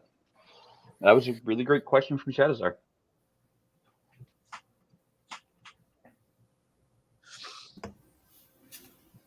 Okay. Thank you for the question. It's much appreciated. I will try to address any type of on-topic questions for the chat anytime I see them. I do appreciate it. So we've talked about the kinds of challenges and the what we throw at players, how we challenge them in different ways. Do we ever, as game masters, set a true win condition for the players? Like, is there a definitive you will succeed at this point? There is nothing else after this. Is there ever a true win condition for your game? And this time I'm going to start backwards, starting with the Cigar DM. Is there ever a true win condition for your games? I know you do a lot of modules. Well, yeah, if the module says, congratulations, the parties win, then I'll just be what it be. If I'm doing a homebrew, then yeah, there is always a win condition of some sort. But for the most part, I'm not always counting on the players making it that far. By their own actions most of the time. So there's so many different. It's a weird question because there's so many tropes out there. You save the princess, you save the kingdom, you put down the dragon, you save the dragon, you share half of your heart with the dragon, but you have to do that in a Sean Connery voice.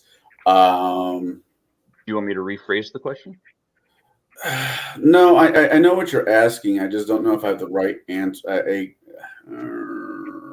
And that's fine. You may be young enough at game mastering that you may not have an answer for this, and that's fine. You may not have reached that point, and that's perfectly fine. My best answer is if it happens organically, then it'll be what it be. Okay. Other than that, no, I don't have any real answer other than when the party decides that they're done, that's when I start wrapping things up. We kind of breached that before. How long is too long running a campaign? Yep.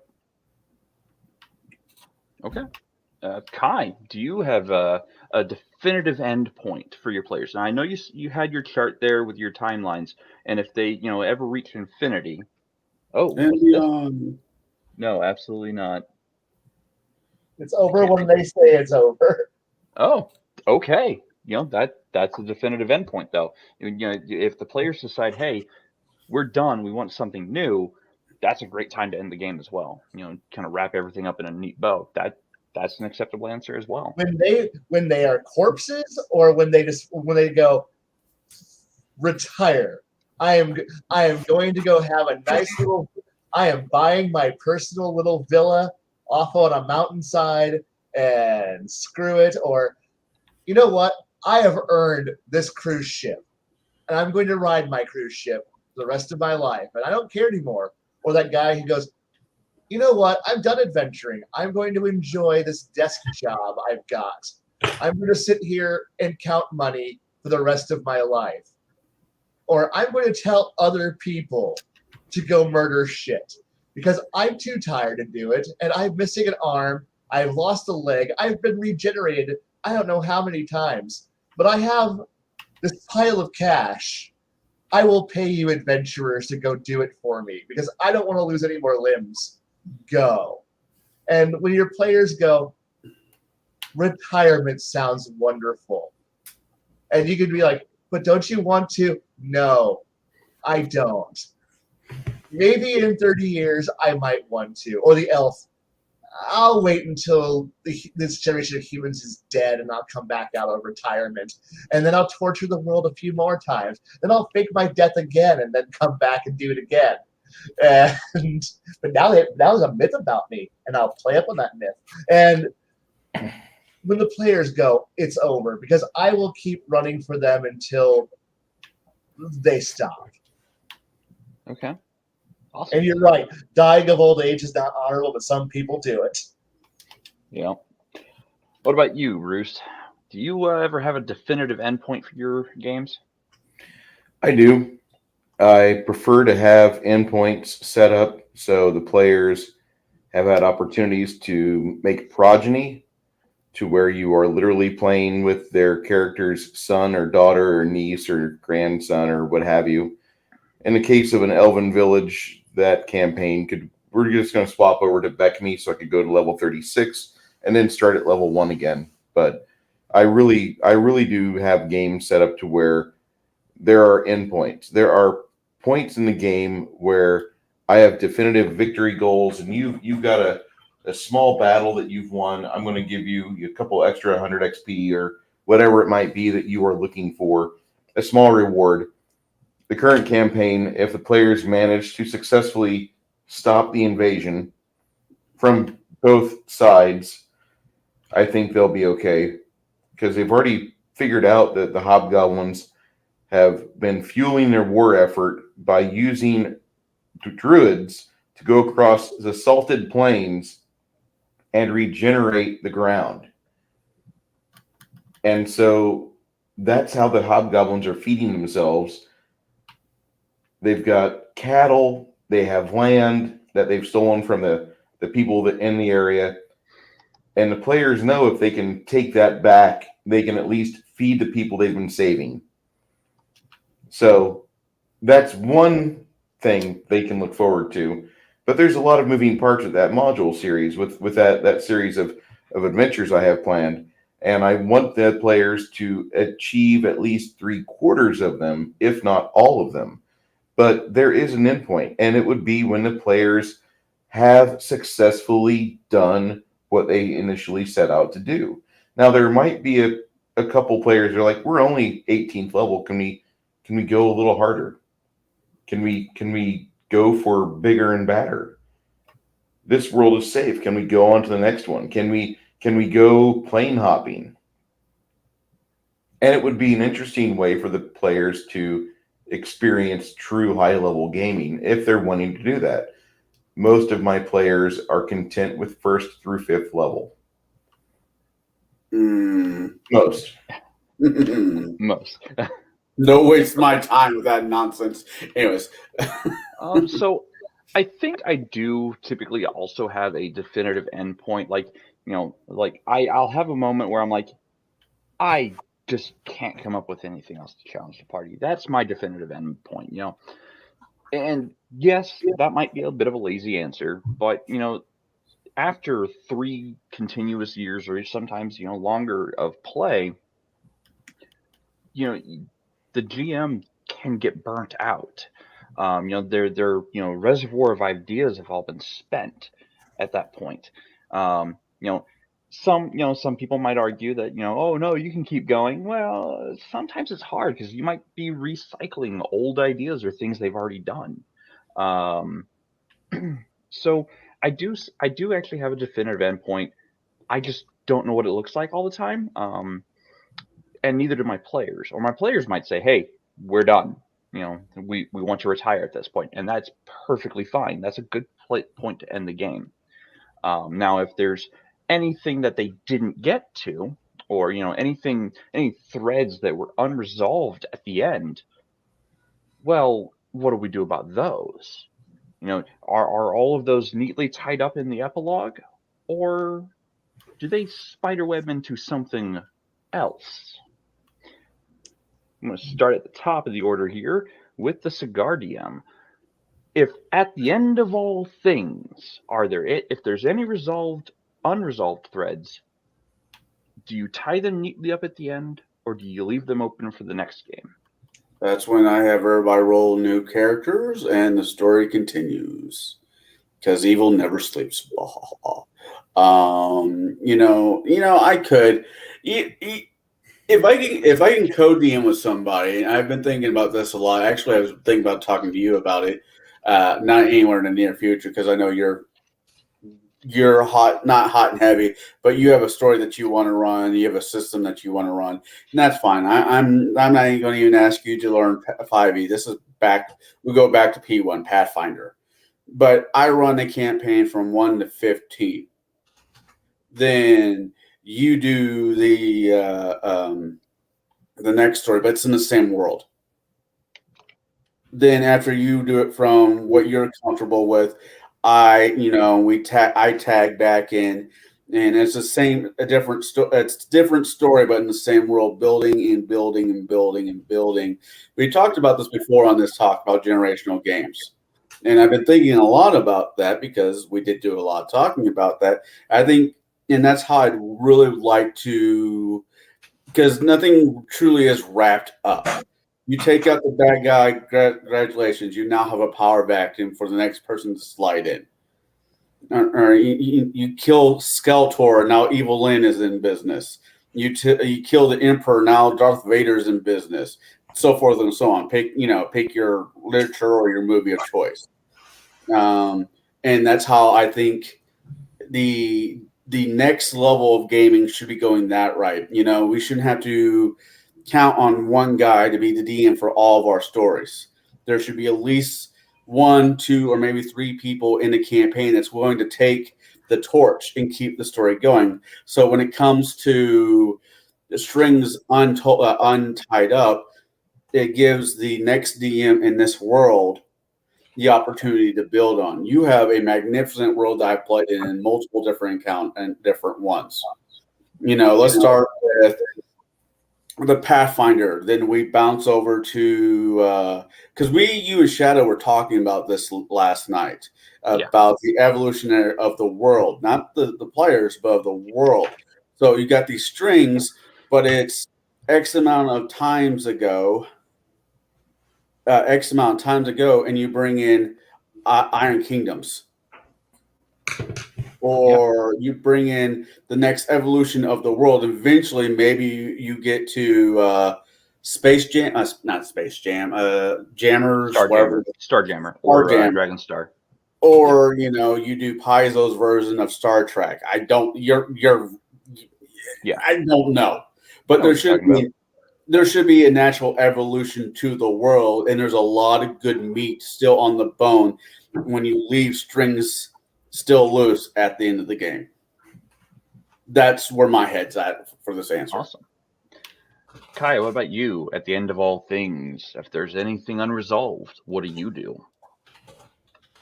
Who? Me? Yeah, you. Oh. I'm going down the order list here. Sorry, it's getting late, so I apologize. Wow, it's already been 2 hours. Yeah. It has been 2 hours. It has. But no, if there's players if the bulk of the players go, it's over, and a few go, it's not, I'll admit I'll continue to run a side game for those players who want to continue their stories after the bulk is playing new characters. And so there'll be 2 parallel games, sometimes 3 parallel games happening simultaneously, because why stop? And a forgotten plot line will just become as somebody in chat said, the adventures for tomorrow. And so if some people are off having high level fun because, they're busy off wanting to, well, sure, I become the prime minister of an entire star empire. Why would I want to stop? And another player goes, everyone else goes, because, there's no fun for us playing a bunch of admirals and other things. And here's me going, but there's a lot of fun in that. And Yeah, there's huge fun in that.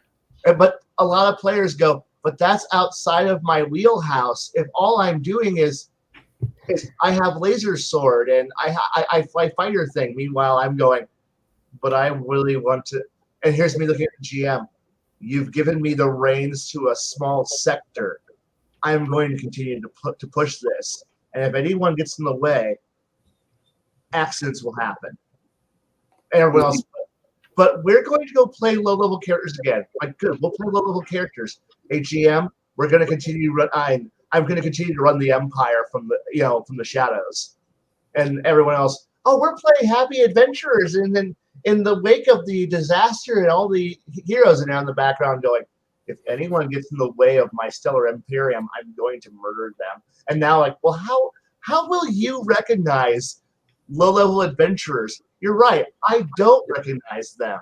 So I'm going to be like busy running everything. And meanwhile, but the thing is, but I offer the same treasure to my players. So if this generation ends, but they're not done playing, but the bulk of them are, I'm like, don't retire. You're still in the background. You're still somebody. You're still busy because you still care about that. Well, there was that loose string about this extra-dimensional empire that's been of magical sorcerer, wizard, druids that are out there murdering weaker races because, they're afraid of something. But we never fought that empire, and we don't know what they're afraid of. I kind of care about that. You keep working on that in the shadows. I'm going to go back down to these guys who are figuring out why some professor of archaeology was murdered on the dock yesterday at the party. Yay, we're small adventurers again. While somebody else is going, oh God, something horrible is out there. And then me going, you keep working on that plot line. While they're all sitting here going, wow, that archaeologist was carrying an artifact. And the guy who's like, do I know that artifact yet? You don't, because do you pay attention to level 1, level 2 characters? No. I'm busy trying to save the world from extra-dimensional threats. You're right. So you won't know what these guys are doing yet. And then eventually down the road, I'm like, oh, congratulations, guys. You're now on somebody very powerful's radar. And that player gets a message, gets a DM out of nowhere going, bing, bing. And here's me laughing, going, answer your email, motherfucker. Answer it. And then when they answer their email, going, something just came up on your radar. Why? Some adventurers have that thing you're looking for. And I need that artifact. And suddenly it's like the players, we're all having a happy day out there, just wandering through the countryside, being adventurers, and all of a sudden, boom, give me the fucking artifact. Who are you? Somebody more powerful than you. Just hand it over. Trust me, it's way beyond your thing. And then watching players go, oh crap, how do we what level are they? Skulls. They are skulls. That's to you, they're skulls. Do you hand over the artifact? But we're kind of important and part of it. Can we be part of that? No, you'll be devoured by the threat. Just give it over. Or some guy from Miskatonic University shows up and goes, you're in trouble. Save yourself a lot of problems. And watching players suddenly start stabbing each other. Not even players that even know each other. It's even great watching a player who's gone off, is no longer around, being the one who comes in and goes, I'm going to murder them all for that artifact. I'm like, you can't murder them. They're the ones who are at table still. You can't murder people who are playing. I'm going to send my minions like goddamn Power Rangers or Skeletor at them until I get my artifact back. Good. Keep doing that. So that's why this is why my games never really end, because there's always somebody, some player who all I gotta do is send a message, a DM, an instant message, a ping to them, and go, "Hey, that thing you care about, it's still out there, and do you still want it?" And that player who hasn't even thought about the game for like 6 months has gone, "Yeah, I want that." And meanwhile, here I am playing, a nice round of Borderlands with them, like, "Oh yeah, that guy you wanted that you hate, yeah, he's back on the radar. Fuck this. Pause the game. We're gonna go take care of that problem now." And I'm like, this is what I want from games. So yeah. Awesome. What about you, Bruce? At the end of all things, if there's anything left unresolved, what do you do? Well, here's something I was thinking about doing the other night while I was typing up my fix for Pathfinder by turning it into a D100 system. Oh, wow. Yeah, because fuck you and your I will always roll over 16. Fuck that. No. I want to hear some dice roll, and you're gonna be honest about shit. So anyway, no, the thing is I was thinking about this with Blaine saying it only affirmed my thoughts.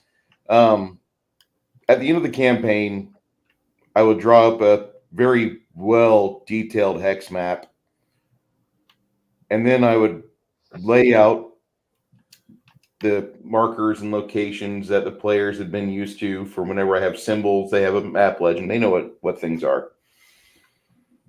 And if they wanted to stop adventuring, if they wanted to retire their characters and enjoy their pensions and their gold pieces and learn what an honorable, miserable death, dying of old age is, which it's not honorable. It's just you're gonna suck.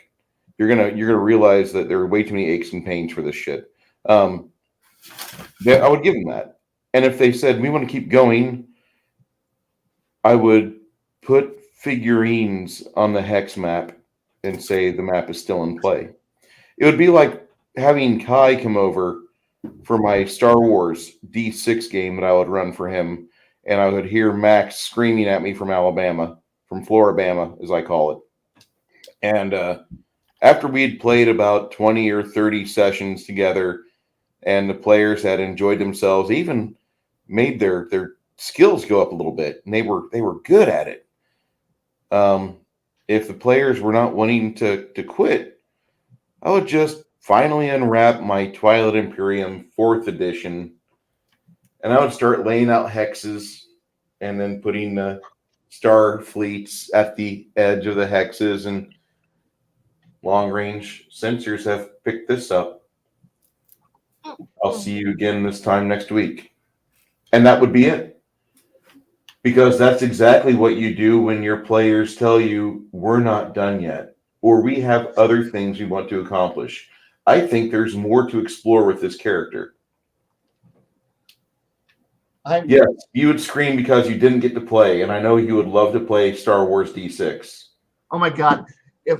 If I could play a Twilight Imperium or a Starfire campaign based around a Star Wars campaign where I get to do all this, please, where do I sign? How many virgins do I need to locate and sacrifice for this game to happen?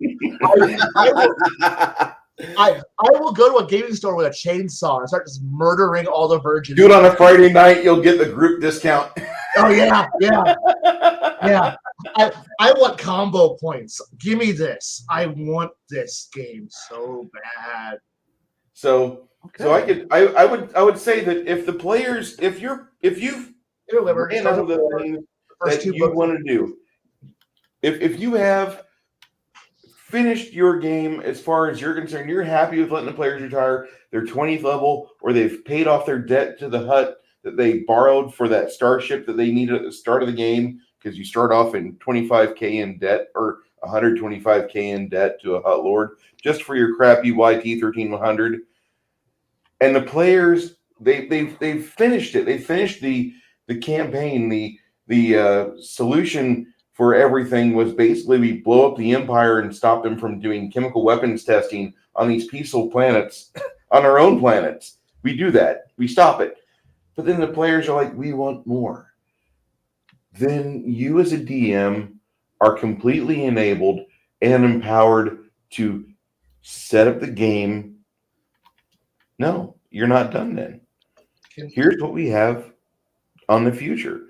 And if you want to recycle old campaign threads and blow fresh life into them and make them actually invigorated and push the players towards things they're used to, your laser sword will come in handy.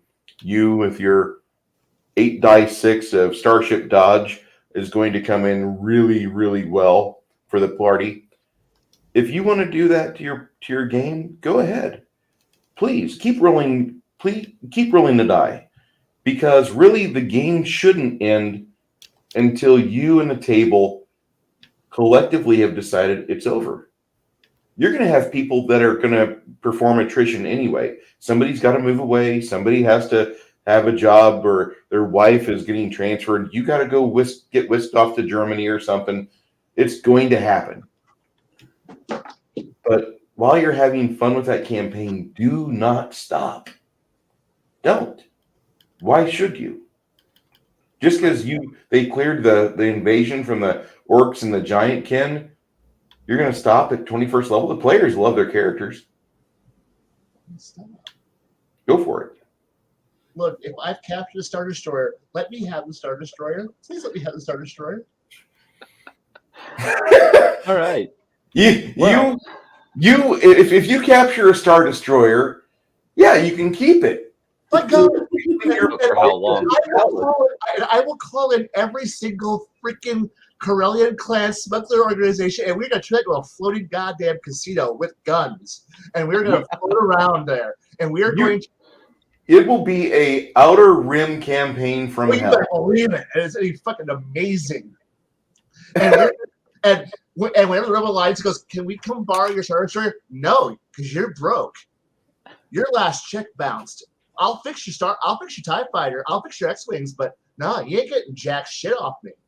But we could use that starship to, fight for justice, and your credit rating sucks. Hey. Well, we'll fix the Star Destroyer. No.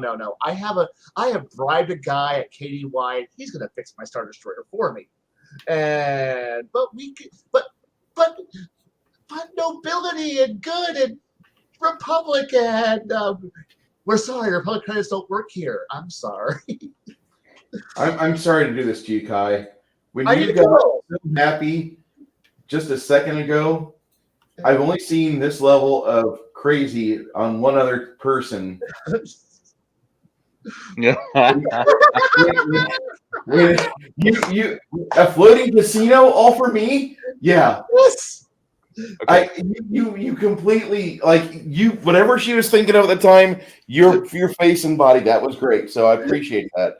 But It's okay. I'm telling you that's the type of reaction a DM wants from a player. Yes. Right there. Give me 4 people or 6 people or 8 people like that, and I won't stop.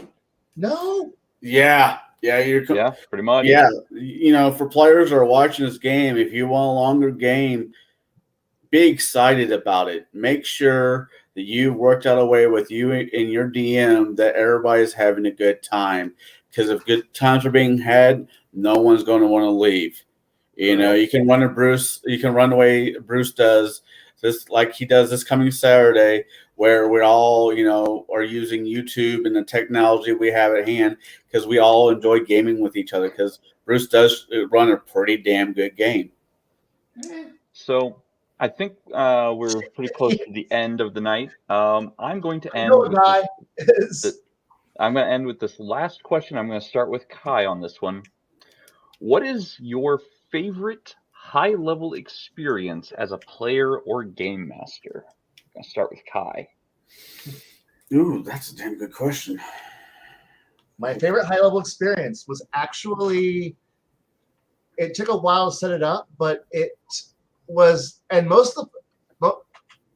one player had gone completely berserk. Well, not on purpose. The GM had forced them to do it. The GM had kind of forced him to do it. But one player took all the clues and went full villain, like full Shakespearean villain, like Bond Fortress on top of a mountain type villainy.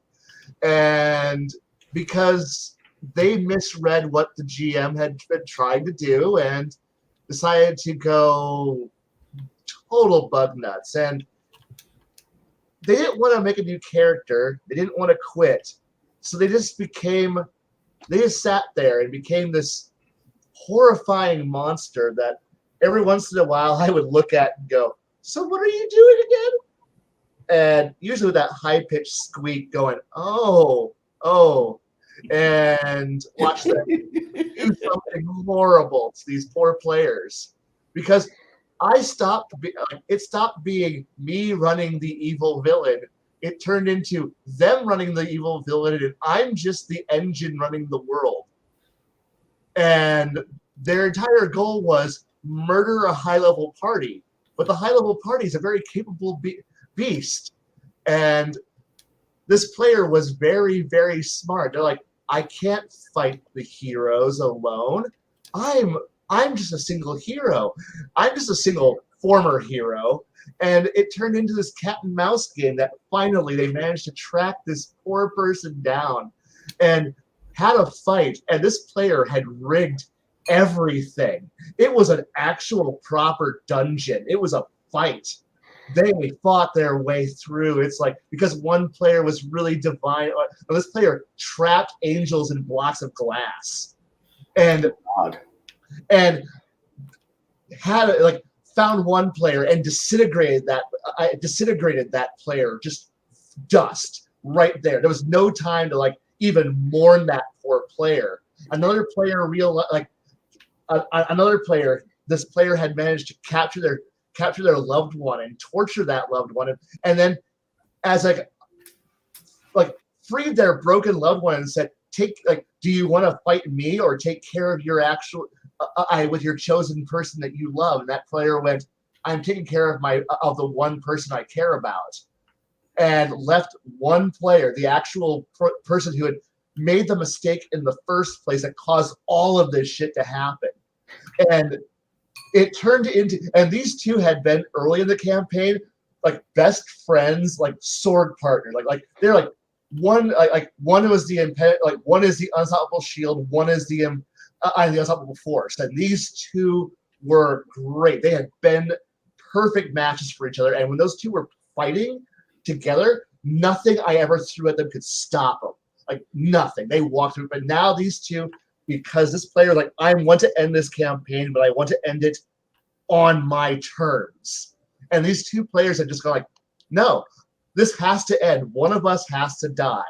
And the player who had actually chosen evil had actually realized that maybe I've gone a bit too far.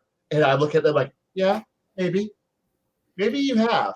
And they were like, oh, fuck, I can't turn around now. And so they're sitting here like, I want to die. Like, so they had this whole thing rigged up where the fortress on glass is on fire. Everyone's either dead or fleeing, and then have this big giant epic sword fight. I mean, fucking like this is usually a game that had dynamic actual combat rather than just simply I roll to hit your armor class. Did I hit your armor class? I hit your rice bag until you die. And this was like give and take, back and forth. They were having fun. Like the rest of the players are all sitting here, even the Dustin players sitting here going, "No, I want to watch how this ends. This has been coming for years. I want this moment." And and it's all rigged up to whoever wins, everyone dies.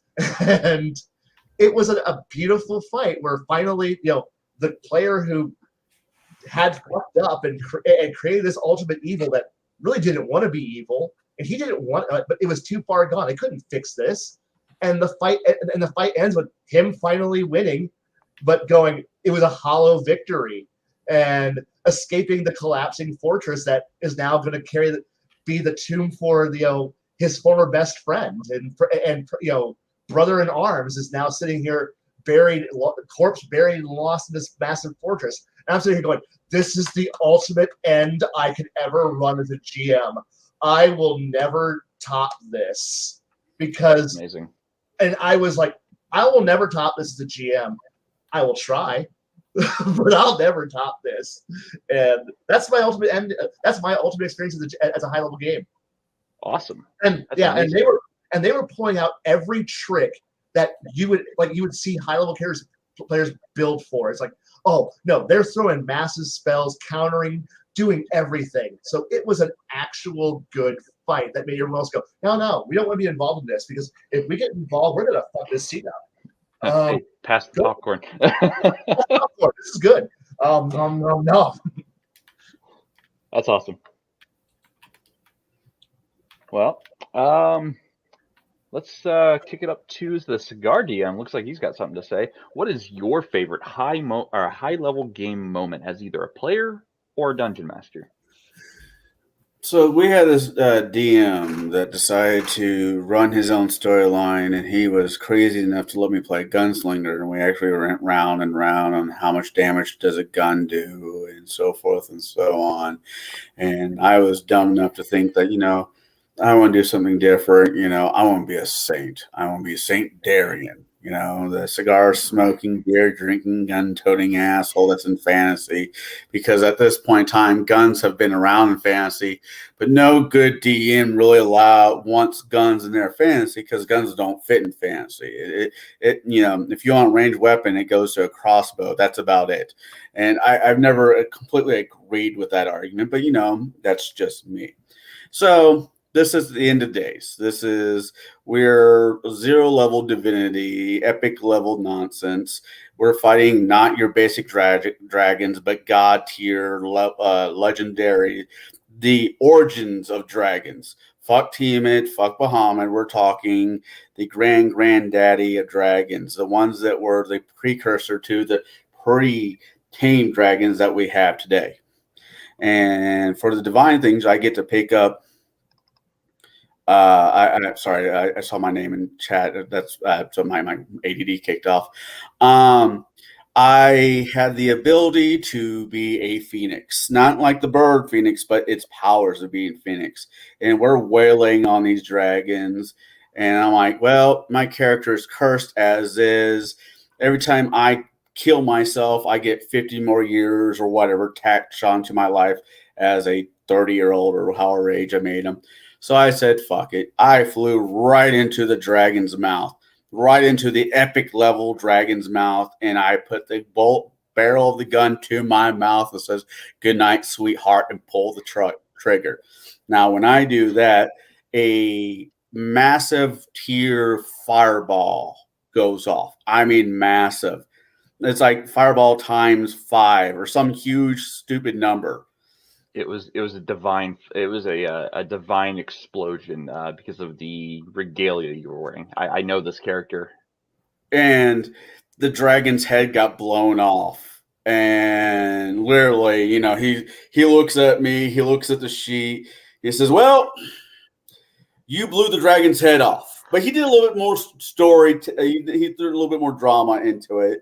And for an epic level, I've yet to be able to, by killing myself, by exiting creation with lead poisoning, actually exiting creation while using a bullet that already has fireball in it, so it multiplied with multiply by multiply. I literally took the head right off of a dragon. That's like I've yet to been able to top that. I appreciate that one. That was actually my game. The dragons were the original print run of Iron Kingdom's Monster Manual or Monsternomicon, where the dragons were like CR 60 nonsense, and they were like level 35 or 30 something when that happened, and that was actually a really epic moment. The players had actually beat down the dragons enough, the 2 side dragons, and when he did this on the biggest dragon, the CR 60, and it was low on hit points already, and when he did that, I'm like, congratulations, I like it, let's roll with it. That was an epic moment, and I appreciate you for that one. Bruce, do you have a favorite moment of high-level play as either a player or game master? I would say probably the most favorite moment I had of high level play was probably the night before the first TPK we had in Slumbering Czar.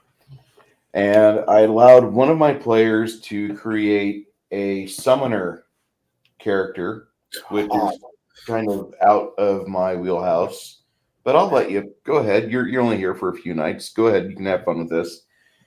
And he asked me, he's like, listen, I want to play in this game because I've heard a lot about it, but I really want to play a character that he goes crazy and he attacks the party on my final night. I said, okay. So for a few nights we played and we were like 14th or 15th level. And he had been doing this thing with his character all night with these twitches, and the Eidolon, the pet that he had, was actually like an Iron Man suit, one of the archetypes that was really broken, just horribly broken. But for the idea he had, I wasn't going to say, no, you can't do it. And so in the middle of a combat with a very large giant in the middle of the plaza of this miserable city, somebody freed this giant ghoul at one point.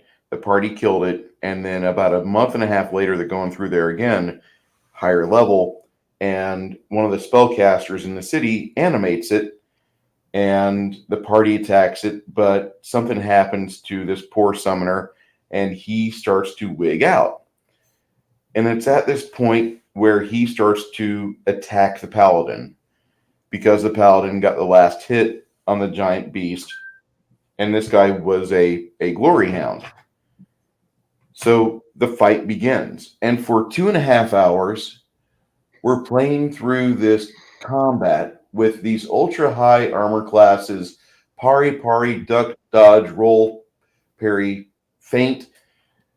It was 8 people in the campaign group. He killed off 3 of them. 3. He killed the paladin. He killed the merchant wizard. He killed the cleric. Now there's 2 clerics in this campaign. The other cleric almost died. The thieves had to roll into position and try their luck at doing a flanking attack on him, which it was still really tough for them to roll high enough to where they could crack his armor. And it was like I said, about 2.5 hours from the point where he led into that paladin and he then critical hit for like 88 points of damage. It was OP. But for 2.5 hours, I was watching this fight go on, I stepped away, letting the players run initiative. And when I let them do that, I just became an observer, watching them interact with each other, and the player of the summoner was forcing them to role play. So I got to have my popcorn moment. And it's a very boring tale when I explain it to you in chat, but for them to just have fun, and at the end of that night, as they're sitting there atop the 4 corpses and there's only 4 people left, now they have to get out of the city because dusk is coming, and you don't want to be in that city after dark. I stopped the campaign there for the night, and we played 6 hours. I was pretty happy. Everybody was pretty happy with things, and they were asking if they were going to be able to resurrect 3 of the players that would be returning. I said, I don't know. We'll see what happens. And then the following campaign night that we played, I had a TPK because shadows were creeping in, giant shadows that do like a D8 strength damage. And I had 2 lucky critical hits off that, and it turned into a TPK, and the party was really upset with me as a DM, but I was really happy. And so it was just a rough 2 nights of that game, but as a DM, I got a chance to actually be an observer for once, and I learned a lot about how players want to role play because I didn't give them any structure. I let them have it all to themselves, And they got into that more than they had for the past 5 nights, where they were basically going through the motions and, oh, it's combat roll initiative. I'm casting these spells. I'm channeling positive energy. I'm doing this and that. I'm twiddling my thumbs. Do I get to do anything? I'm a bard. No, tell the tale later. And that was basically a fun campaign that started to peter out, but the final four sessions we had were a lot of fun. And so as a GM, that was probably my proudest moment for my players. I don't want to clap myself on the back. They did that. They made that fun for me to watch. Awesome. Really awesome. All right. Well, I think that that pretty much rounds out high level play for us. I think if we want to do anything next week, we might want to let Baron G-Rock talk about high level play if he wants to before we get into the next topic. Go ahead and have a say. And the thing is that we had a member of the comedian community. It's been a rough year for comedians. You had the amazing Jonathan, Louis Anderson, Bob Saget, Norm MacDonald, and just this past week, Gilbert Gottfried died. And I might get a fucking hit on my channel for this, but I want to share something with you guys because I think my channel is a channel where I think everybody should have, fun. But I really think, can you guys see what I'm doing here? No, not at No. Okay. Stop sharing. All right, share screen. There we go. Add that to the stream. And let me know if this is full screen or not. Oh no. Oh no. Oh, college. Yes. All right. Thank you, College Humor. Thank you. And then there was that. Yeah, I really hope you guys had a good time with tonight's little talk we had. There's more to talk about with high level gaming. There always is. There's always more things you can do and discuss. You can always get into the game and get into the nuts and bolts and go for a real deep dive. I always encourage it. But with your players, Shadow and Sun made a really good statement earlier. If you're having a good time with your game, don't stop. Keep going. And the thing is that if the game starts to tire out, if people start getting bored of their characters, stop it. But if your players are having fun, keep it rolling. Because there is going to be a time when that person in that chair isn't going to be possible to be there. They're done. They're out. They're gone. And there's been a lot of players that we all know that we've had for decades that they've been gone. And we would just love to have another 8-hour session with them.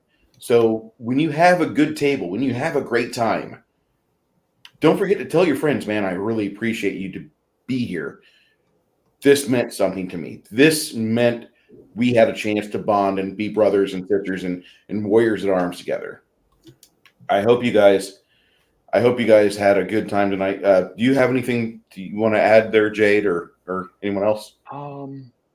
No, I think we covered high level play fairly well. Yeah, I mean, as you said, there's always more that can be added to high level play. But as game masters, you really have to gauge your own tables. Now, Shadowzard did ask a question earlier, but this might actually be a topic for another time. What if the PCs get tired of the same world? I think that might be a topic for another night.